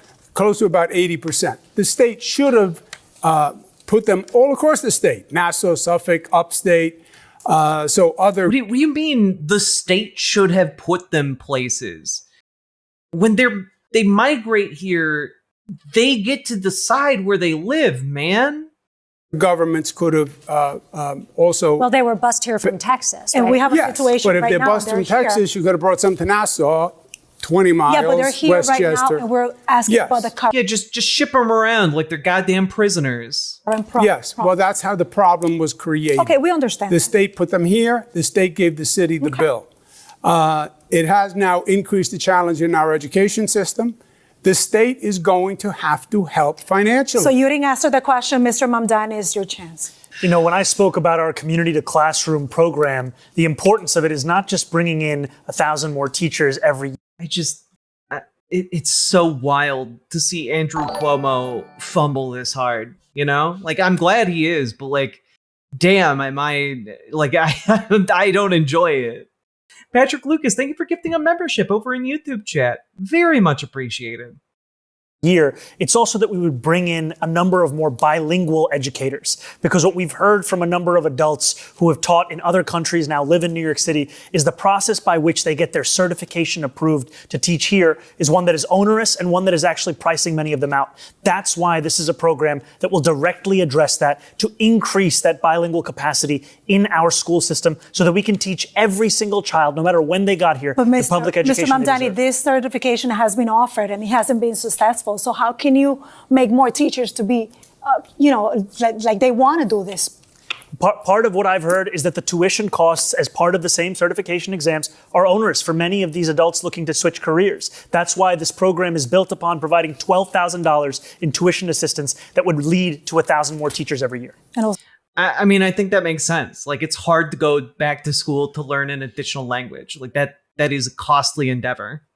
So salaries will be a good... We have not just migrant children, we have the children of the homeless, over 120,000. We haven't yet discussed charter schools, parochial schools that are closing. Normally, parochial schools would have been able to take some of these children. We need to expand the number of charter schools that are doing... No, you don't. You just need better public schools. I hate these plans. Hate them a lot. An amazing job, especially in the inner cities. And why not make that available to migrant children and to the homeless children who are coming from shelters all across the city who need the special teaching skills that have lifted children in the charter schools? We need to get like no to charter schools, but also no to parochial schools, man. Like what? No, it just those are both really bad ideas for very different reasons. Give choice, because that's our most precious resource, our children. So to now move on into the sanctuary. I agree on the charter schools. Thank you, Mr. Cuomo. So allow me now to enter into the sanctuary city situation, and let's talk about also undocumented immigrants. 26 Federal Plaza has become a flagship in federal immigration crackdown. We reported that asylum seekers are showing up for like those routine appointments, not facing any criminal challenges, and they end up being deported. So by the show of hands, we would like to know if you believe that any of you could do something to stop this. Okay. So Mr. Cuomo, you have a minute to explain us what would you do? The law is the law, and I would have... Also no to parochial schools. They might turn our kids gay for Achilles. We can't We can't afford for our children to grow weak. We can't afford for them to know the Achilles heel. If they come equipped with too big of a weakness, the RATMEN could learn of it and exploit it for their own gain. An attorney assigned to every person who is undergoing any review by the federal government or any legal proceeding, and put the full weight of the city government behind it. And make sure they are legally protected. Mr. Sliwa, what's your plan? Look, going after the criminals, that's the job of Immigration and Naturalization Service, ICE. But when they have to perform under a quota, because I speak to many of the men and women who serve this country, it's putting too much pressure to go outside of courthouses, to go Home Depot shape-ups, or in the backs of restaurants and hospitality businesses, which have hired these migrants, and they are essential workers now. I can tell you, I have 3 sons.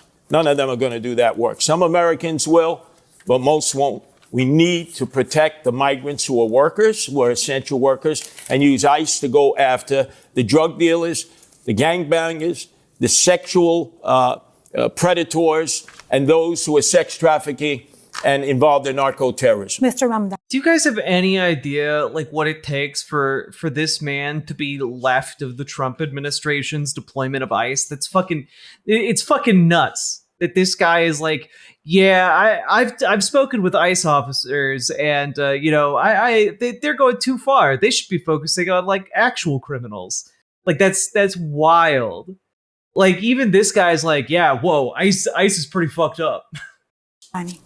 Now, I'd be proud to be the first immigrant mayor of this city in generations.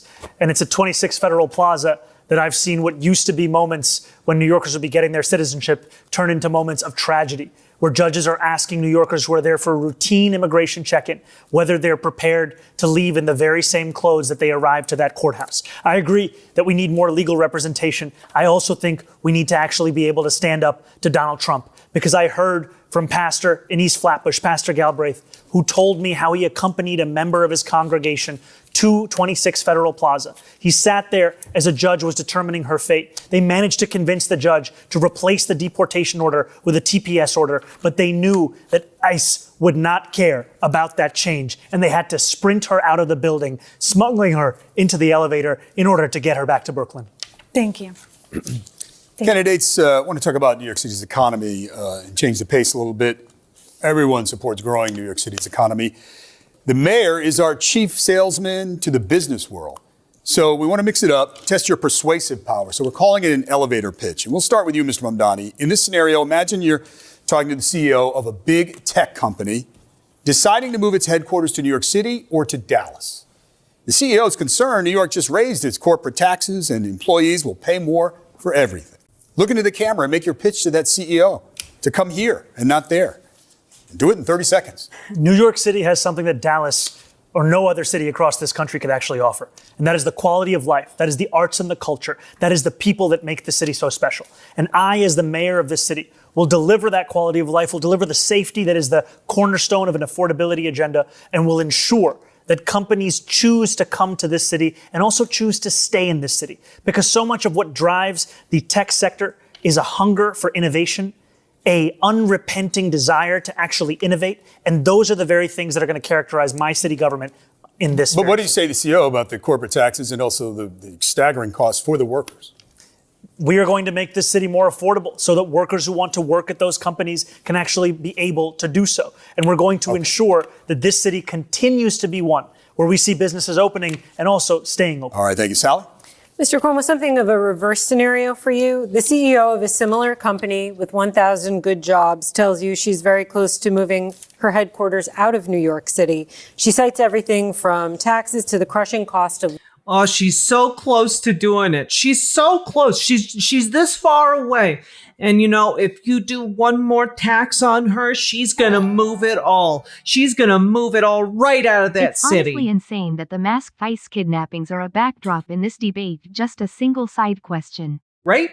Like, even like the potential military occupation of the city by the National Guard or by the outright U.S. military itself is like just ambiguous, not that existentially serious question.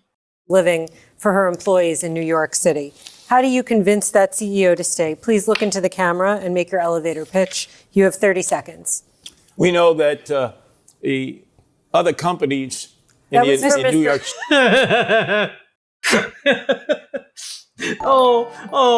Curtis, no, Grandpa, it's not your time yet. I know the personal experience anecdotes play well on polling, but I dream of a day where they are eschewed in favor of stats. Oh my God.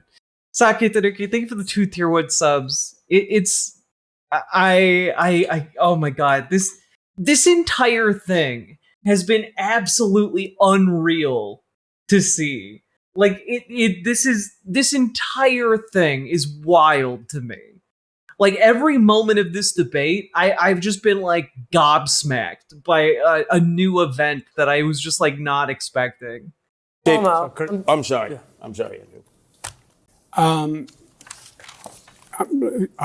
The question is to me in this camera. Yes, the question is how you would convince the CEO of a company with 1,000 good jobs who's looking to move out of New York City because of the high cost of living for her employees and taxes, how you would convince her to stay in New York City. In 15 seconds? 30. Okay. 30 seconds. Okay. I get it. I understand your frustration. I understand that the far left has been raising taxes and making I'm sorry, the far left has been raising taxes where? Who is Eric Adams the far left? Is Kathy Hochul far left? Like, who's been raising taxes that is far left? Who's doing that? Name names, motherfucker. Businesses feel like the enemy. We get it. That's gone. The DSA, the socialist orientation, we're not socialists. Ah, yes, the dastardly DSA has been raising your taxes the entire time. Didn't work in Venezuela, didn't work in Cuba, didn't work here. We know that we have to work with business. DSA, the government of Venezuela or Cuba, same thing. They're the same. If you're a dipshit, you don't know anything about what you're talking about, I guess. We want to be your partner. We want to have taxes that help us grow our city, but are competitive for you. We're at time. And we want to partner to grow your business and our city together. Thank you. Mr. Sliwa, let's talk about business, because let's assume the big tech It's me. I've been raising taxes. company that we pitched to Mr. Mamdani earlier has decided to move to New York, and it's 1,000 good paying jobs. You thought it was the DSA, but it was Dio. Just the president's the president's chair swings around. It's fucking Theo. The CEO wants to be based in Astoria, Queens. but there's a loud pushback of residents who don't want the noise and the traffic. How can you convince the residents to accept the new neighbor? You're speaking to a very powerful community. How can you convince them? But these hypothetical questions are really fucking funny. This is like the sorry, this is completely off topic, but it's reminding me of the hypothetical Adam Friedland asked to Michael Knowles. If anyone knows what I'm talking about there. Yes, here it is. I think it's this one. Thought experiment. Yeah. You're walking down the street, you see two guys having sex with each other. Fully in the nude. Actually, they were both wearing Jordans. It's in Uganda. Do you intervene and say, tell them to stop having sex? Yeah, actually. Not in the street. If it were in What do you say? What do you say to them? Hey, fellas, please stop it. Okay, and they keep having sex after you say that. And then I call the police and I say, get those guys. The police out are of the too street. far. Okay. They're too far. You see a 6-year-old walking down the other side of the street. Yeah. 6-year-old coming towards you, right? Yeah. So what are you going to do? Physical intervention? I guess I'd. Are you gonna punch No, I them? would probably divert the 6-year-old. The 6-year-old is like, I have an appointment. I cannot miss it. Yeah. And so the 6-year-old's like, the 6-year-old jukes you Barry Sanders style. Okay. 6-year-old's continuing. Wow, yeah. You have about 5 seconds now. Dive. I have to. You have to dive on the man having sex. You know what? I would probably take my jacket off and throw it on the man. Jacket blocked. Jacket on the floor. By the homosexual? Yeah. So you have 3 seconds now. Yeah. 3 seconds. The kid has a very important appointment. I've got. And can I sort of walk alongside the kid to kind of block it? You're too skinny. You're not gay. I'm actually, not, yeah. Your body's not going to block 2 incredibly jacked gay guys only wearing Jordan 1. Okay. You're seeing that they're going at it. I mean, it's kind of like the most athleticism and tenacity on display really you've ever impressive. seen. If not for the child there, I might In marvel. fact, you're like watching them having sex. You're in fact, like they have to be gay. Right? Like it's their weight class. Yeah. They can't have sex with a woman because they'd kill them. Right? These two Adonises. Yes. What do I don't know what to do. At that point, I can either tackle I'm the a 6-year-old. liberal. I'm going to tell the 6-year-old that this is their sexual education. Beautiful. So tell me what you do if you see these two hunks. Well, I apparently can't stop him. And he sees it, and so what do I say? I say, that is Achilles and Patroclus, and this is a lesson in ancient Greece. So you do sexual education 7-year-old style. Historical. You do seven-year-old historical, sexual. yes, You not do sexual. You do drag queen I'm not story hour at the library. I would not lie to him. I would just This take is a how partial the blue truth. Pill, this is how the blue pill. He took the blue pill, everyone. Just the Adam Friedland show is just I don't know. You gotta see it to believe it. Anyway, Wade,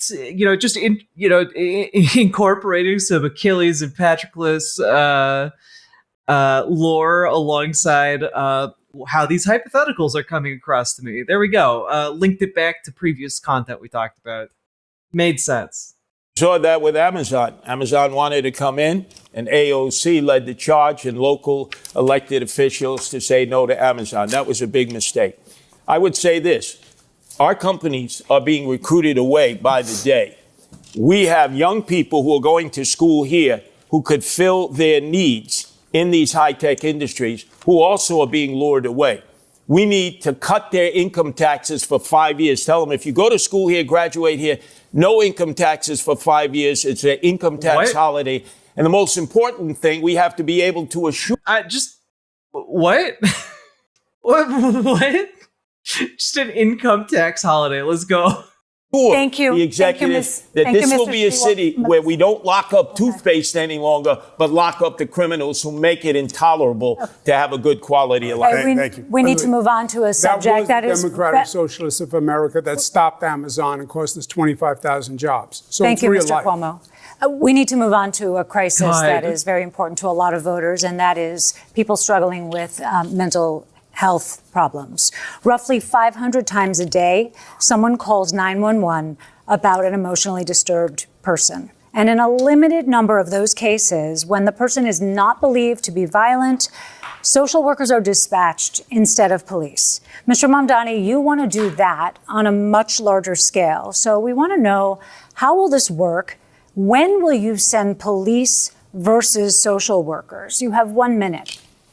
You know, we have a program here in New York City called Be Heard that is attempting to do this kind of work. But we've had a mayor who has ensured that it's been unsuccessful, to the extent that even when there was an assessment of about 60% of calls that could have been addressed by Be Heard instead of the NYPD, Be Heard was not actually responsive to it. And that's because we haven't had the political will to deliver on what is a crisis that affects so many New Yorkers, which is the mental health crisis. What my plan will do, an innovative plan of the Department of Community Safety, will take what has worked elsewhere in the country, a program in Eugene, Oregon, where they took 24,000 911 mental health calls out of the police department.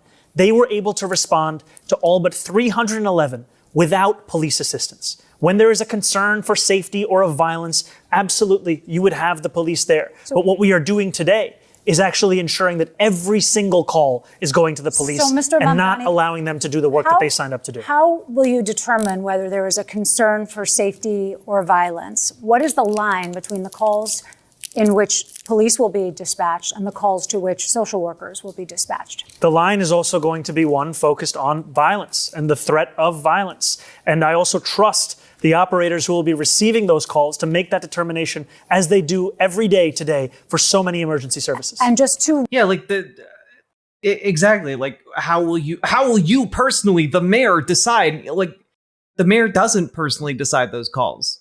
He doesn't have the training for that. But 911 operators do. Like, that's literally their job, to figure out what is happening. Do they need to send the fire department? Do they need to send EMS? Like, what? They make those determinations all the time, every day, when talking to folks. And like, giving them another tool to draw on, that's only going to benefit the services that are provided to people who are in crisis. Really quick points, please. There has been a lot of discussion that you would send social workers to domestic violence calls, which police are concerned about. So you're saying no, okay. And then the other question is, how can you be sure that a situation that does not sound violent when someone calls 911 does not become violent in the moment? Would police be assigned as backup? I think what you do is you actually follow. Well, also, like, we encounter those situations all the time. Like, I don't know, when I had to call 911 a couple of years ago, like for like a medical emergency, an ambulance did show up, but the first people who showed up were cops. And like, there wasn't the need for cops to show up there. You know, like the idea like, oh, well, you need cops to show up to everything. Like, no, you don't actually. The experts that also, for the record, the cops just stood around and did a diddly squat for like 10 minutes waiting for an ambulance. Have shown us this can work when you're willing to ensure that you're trusting the mental health experts who have been doing this work elsewhere in the country, where they call for the police when they need the police, but their initial impulse when there's no violence in that call is to actually address the mental health at the heart of it. Okay, Mr. Sliwa, you have encountered plenty of these types of situations in your decades of work with the Guardian Angels. So do you see this approach working? You're not a police officer, but you've helped out in situations. Zohran. Boy, another fantasy that's not reality. I love that we're gonna rely on the guy who's not a police officer and who has responded to situations, and it's like, okay, well, like I don't know, maybe talk to someone who knows what the fuck they're talking about. Seems kind of like it's not that far-fetched or a fantasy to expect dispatchers and operators to be able to operate and dispatch. Eugene, Oregon. Have you ever been to Eugene? I've been to Eugene. Come on, this is New York City. We have so many emotionally disturbed persons that are in need of help. I will tell you this, Andrew, you closed the mental health beds that were taking care of them. 40,000 when you came into office, down to 4,000 because of your cuts, which forced these people to live in the streets, in the parks, and the subways. These people need to be removed. They need mental health care. We need to make our shelters safe. I've been in 1/3 of the 300 shelters run by the Department of Homeless Services. It's Darwinian there, survival of the fittest. If we can make our shelter system safe, we can get men and women who are homeless in there.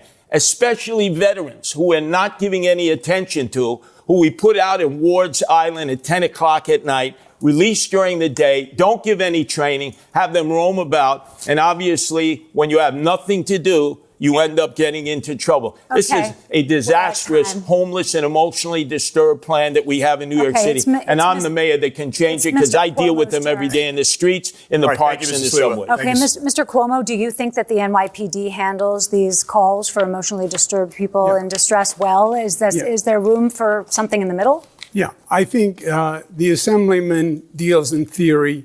There's an advantage when you actually have experience. I've run homeless programs. I ran the homeless programs for the federal government. I worked with cities all across the nation. When you get a call on a telephone about a mentally ill person who may be violent, it is a very dangerous situation.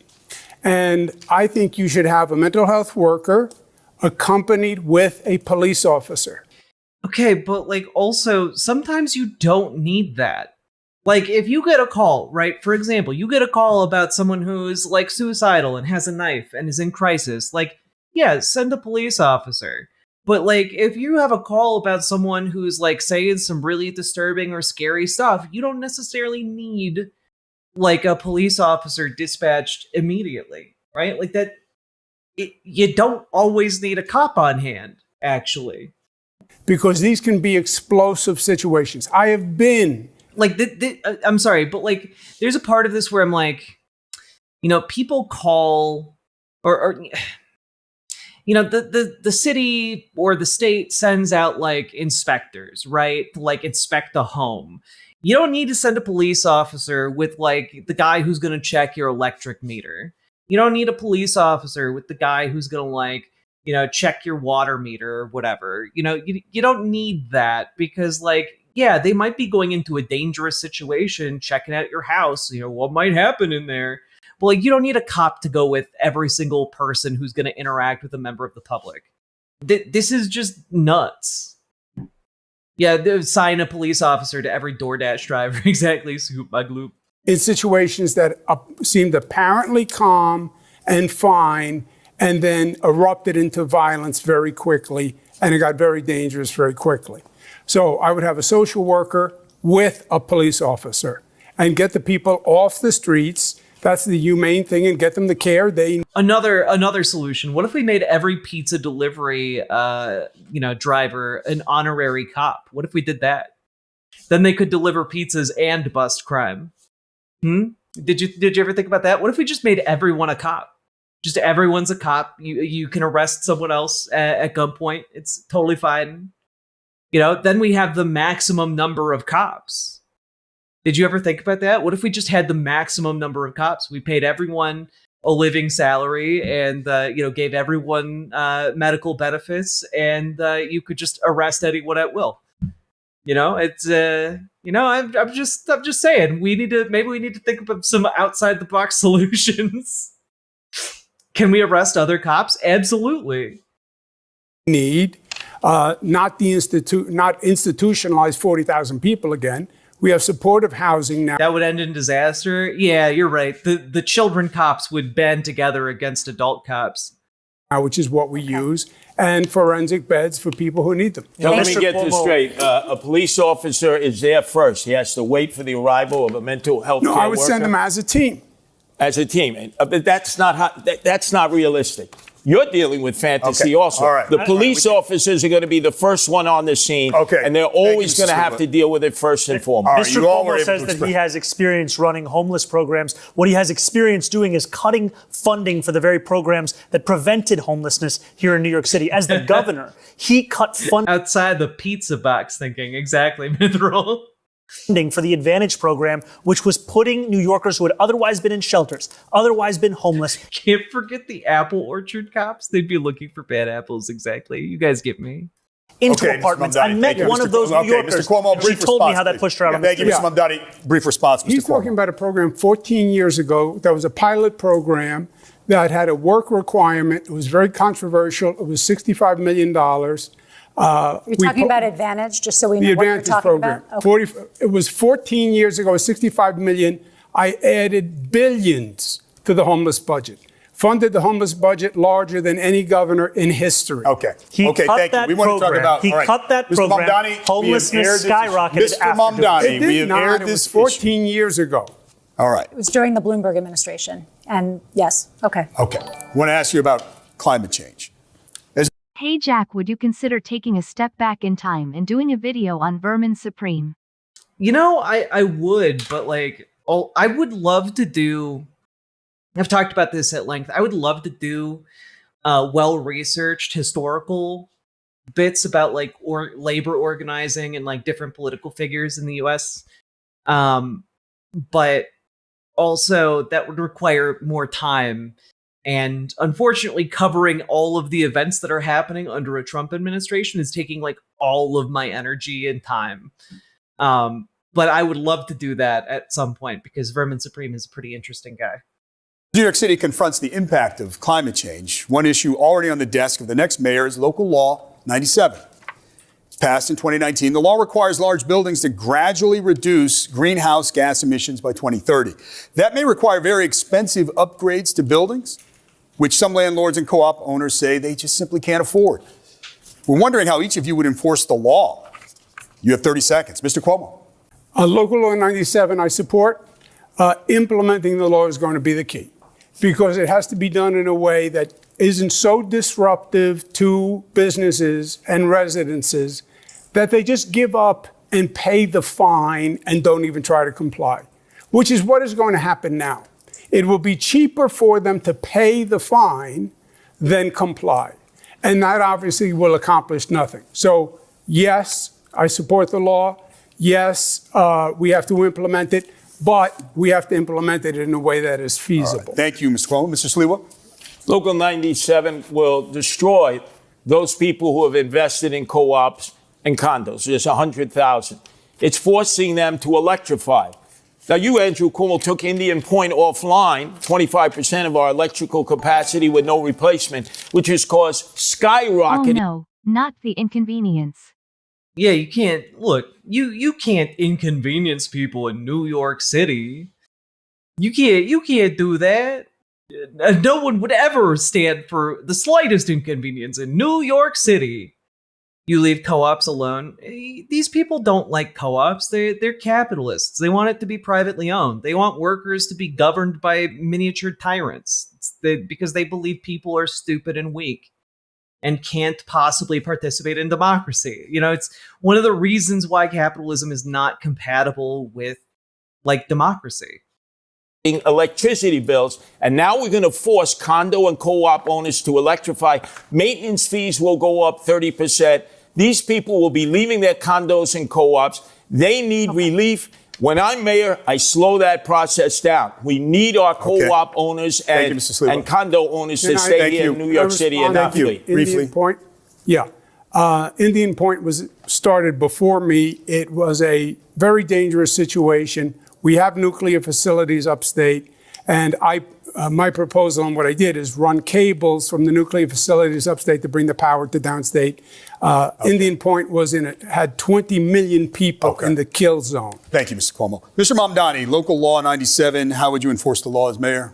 I support the law, and I would also make it easier for condo and co-op owners to comply with the law, because what I've heard from so many is that it's cheaper to pay the fine than to actually get into compliance. And I think the city has a role here in procurement at a large scale of so much of what is necessary in these infrastructure investments. We've seen it be done in the Clean Energy Challenge within NYCHA. It's time to do it right here in New York City to assist those condo and co-op owners in meeting the standards we desperately need to hit.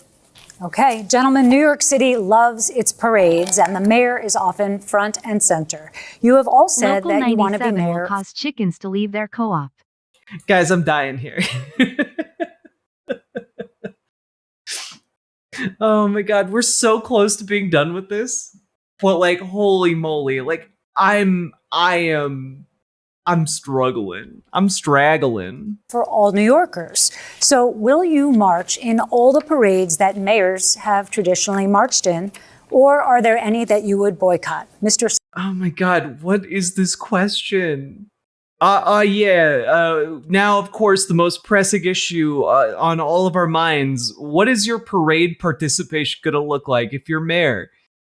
the thing that people really give a shit about when it comes to what they expect from their mayor. It's the top of everyone. It's the tip of everyone's tongue, the top of everyone's mind. When will the mayor participate in the next parade? Sliwa?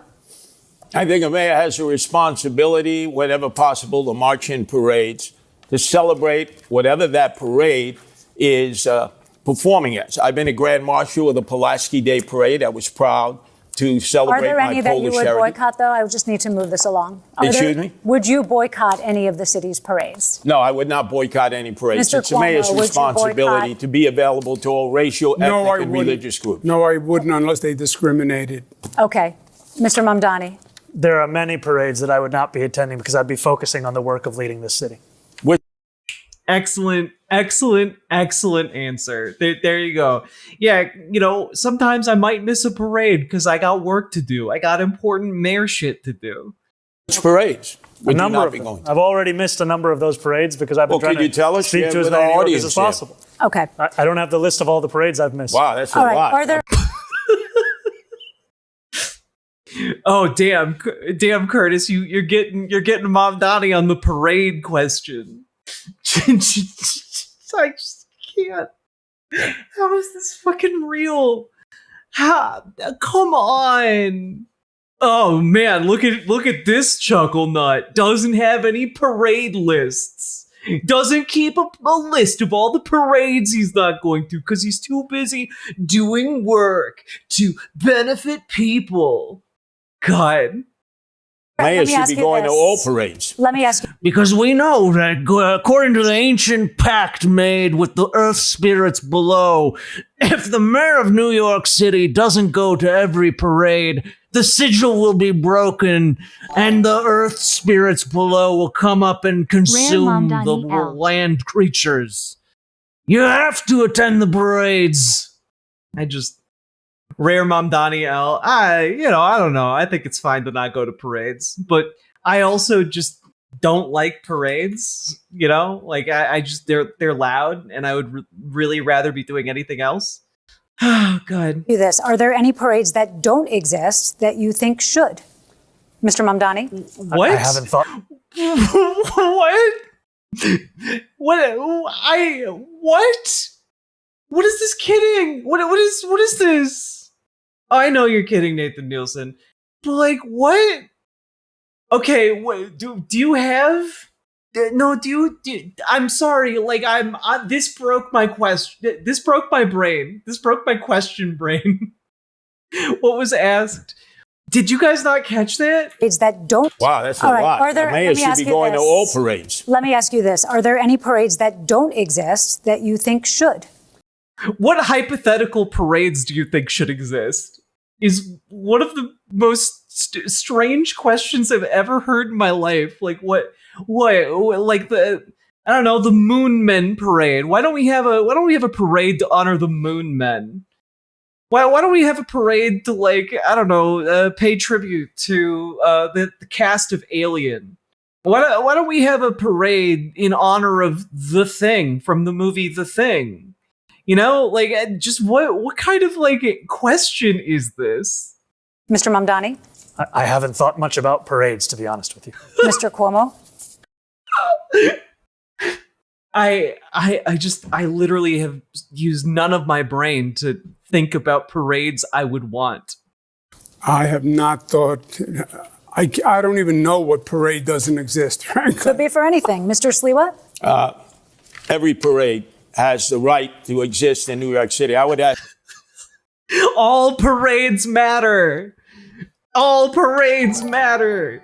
All parades matter. What the hell? The RATMEN. The parade of the RATMEN.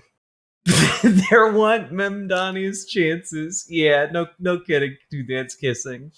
Just I'm speechless. David, thank you. Mr. Mamdani, would you protect the Christopher Columbus statues that exist here in the city? I would lay down my life for those statues. I would take 12 bullets for them. What? It's not on the list of my priorities. I'm telling you, my focus is on affordability. I'm not thinking about. Well, you're not answering the question. Yeah, Thank you. You want to answer the question? I'm constantly thinking about statues and parades.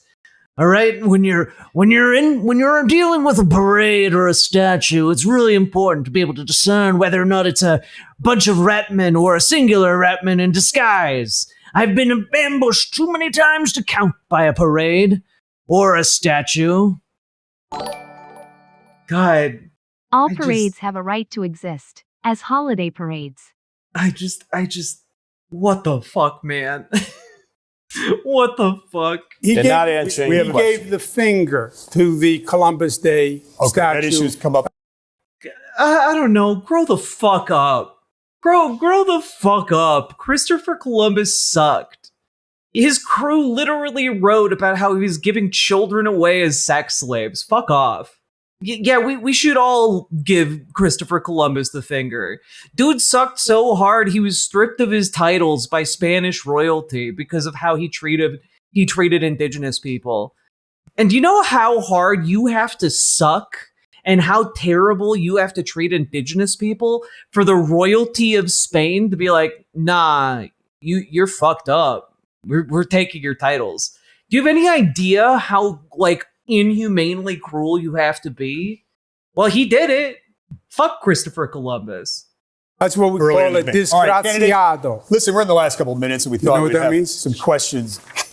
We thought we'd have some questions that maybe give a glimpse into your life, your personality, away from the political podium. What's your go-to breakfast order at the bodega? What? Mr. Sliwa? Oh, eggs and cheese on a roll. No salt, please. Mr. Cuomo? You just do eggs and cheese? I mean, all right. Not even, you don't have the bacon, egg, and cheese? That's crazy. Same thing. No salt also. Mr. Mumda? I'm sorry, you're getting, if you have cheese and eggs, you're going to have salt in there. What are you talking about? Donnie? Egg and cheese on a roll with jalapenos. Yum. Dude, come on, guys. Gotta throw some bacon in there. Have you ever purchased anything in a cannabis shop? And if so, what did you buy, Mr. Mamdani? I have. I have purchased marijuana at a legal cannabis shop. Okay. Mr. Cuomo? No. Mr. Sliwa? When I was shot 5 times, I've had Crohn's disease. I did use medical marijuana. Yes. Okay. In a dream scenario, we know it's not possible, but the Mets are playing Game 7 of the World Series. That's right. Zohran wouldn't have ordered bacon. That's my bad. Admittedly, Chris Columbus did direct the Home Alone movies, as well as Ms. Doubtfire. Oh, yeah, Chris Columbus is a little bit different. Chris Columbus, not to be confused with Christopher Columbus. Very true, Sake Tanuki. A necessary correction. On the same night as the Knicks are playing Game 7 of the NBA Championship, and you can only go to one. Which one will it be, Mr. Sliwa? What? Again, which baseball team? This is the Mets, Game 7, Knicks, Game 7. See, this is why I could never be a politician. I would just be like, I don't give a fuck about this question. I'm not going to the Mets game. I'm a Yankee fan. True baseball fans either like one or the other. I'm going to the Knicks game. That's my team, the Knicks. Mr. Cuomo? I'm going to go half and half. I can make it back and forth. All right. And Mr. Mamdani? This is what New Yorkers are sick of. Just pick a team. What's Come on. your answer? I'd be there for the Knicks. Okay. Well, there's a lot of ground covered. We'll leave it on that light note. Thank you, candidates, for a spirited debate. We thank you as well. We hope you got a lot out of it. New York City viewers, New York City voters. The New York City Campaign Finance Board, we thank heartily, and we urge you to check out their website, NYC. Is Andrew lying? Do you think he never smoked weed? I don't think. Yeah, Andrew Cuomo seems. I don't know. He seems like he's an alcohol man. I don't think he's a weed man. That was wild. Yeah, obviously Zohran Mamdani emerged as the winner from this debate, by just an absolute landslide. Just completely decimated his competition. It was crazy, but also just the ways in which Sliwa and Cuomo failed throughout that entire thing were so utterly baffling to me that I can't even comprehend. I don't know how any serious person could watch this and walk away thinking Andrew Cuomo is someone who's capable of leading, or Curtis Lewa is capable of leading, or someone who could have watched that and been like, well, yeah, Zohran Mamdani isn't capable of leading. Like, if you watched this, you should be able to identify that Zohran Mamdani mopped the floor with these two losers. And yeah, I guess racism and Islamophobia will do it, Lady Raincloud, but like, the polling indicates like. Remember, we started this segment with Sliwa claiming he won the debate. Actual clown. Oh yeah, can we bring that back just to bring it full circle? Do I still have that up? Nah, I don't have it anymore. Damn. But yeah, no, it was literally. Actually, wait, I know where to fight it. Yashar Ali, you got me. Hell yeah.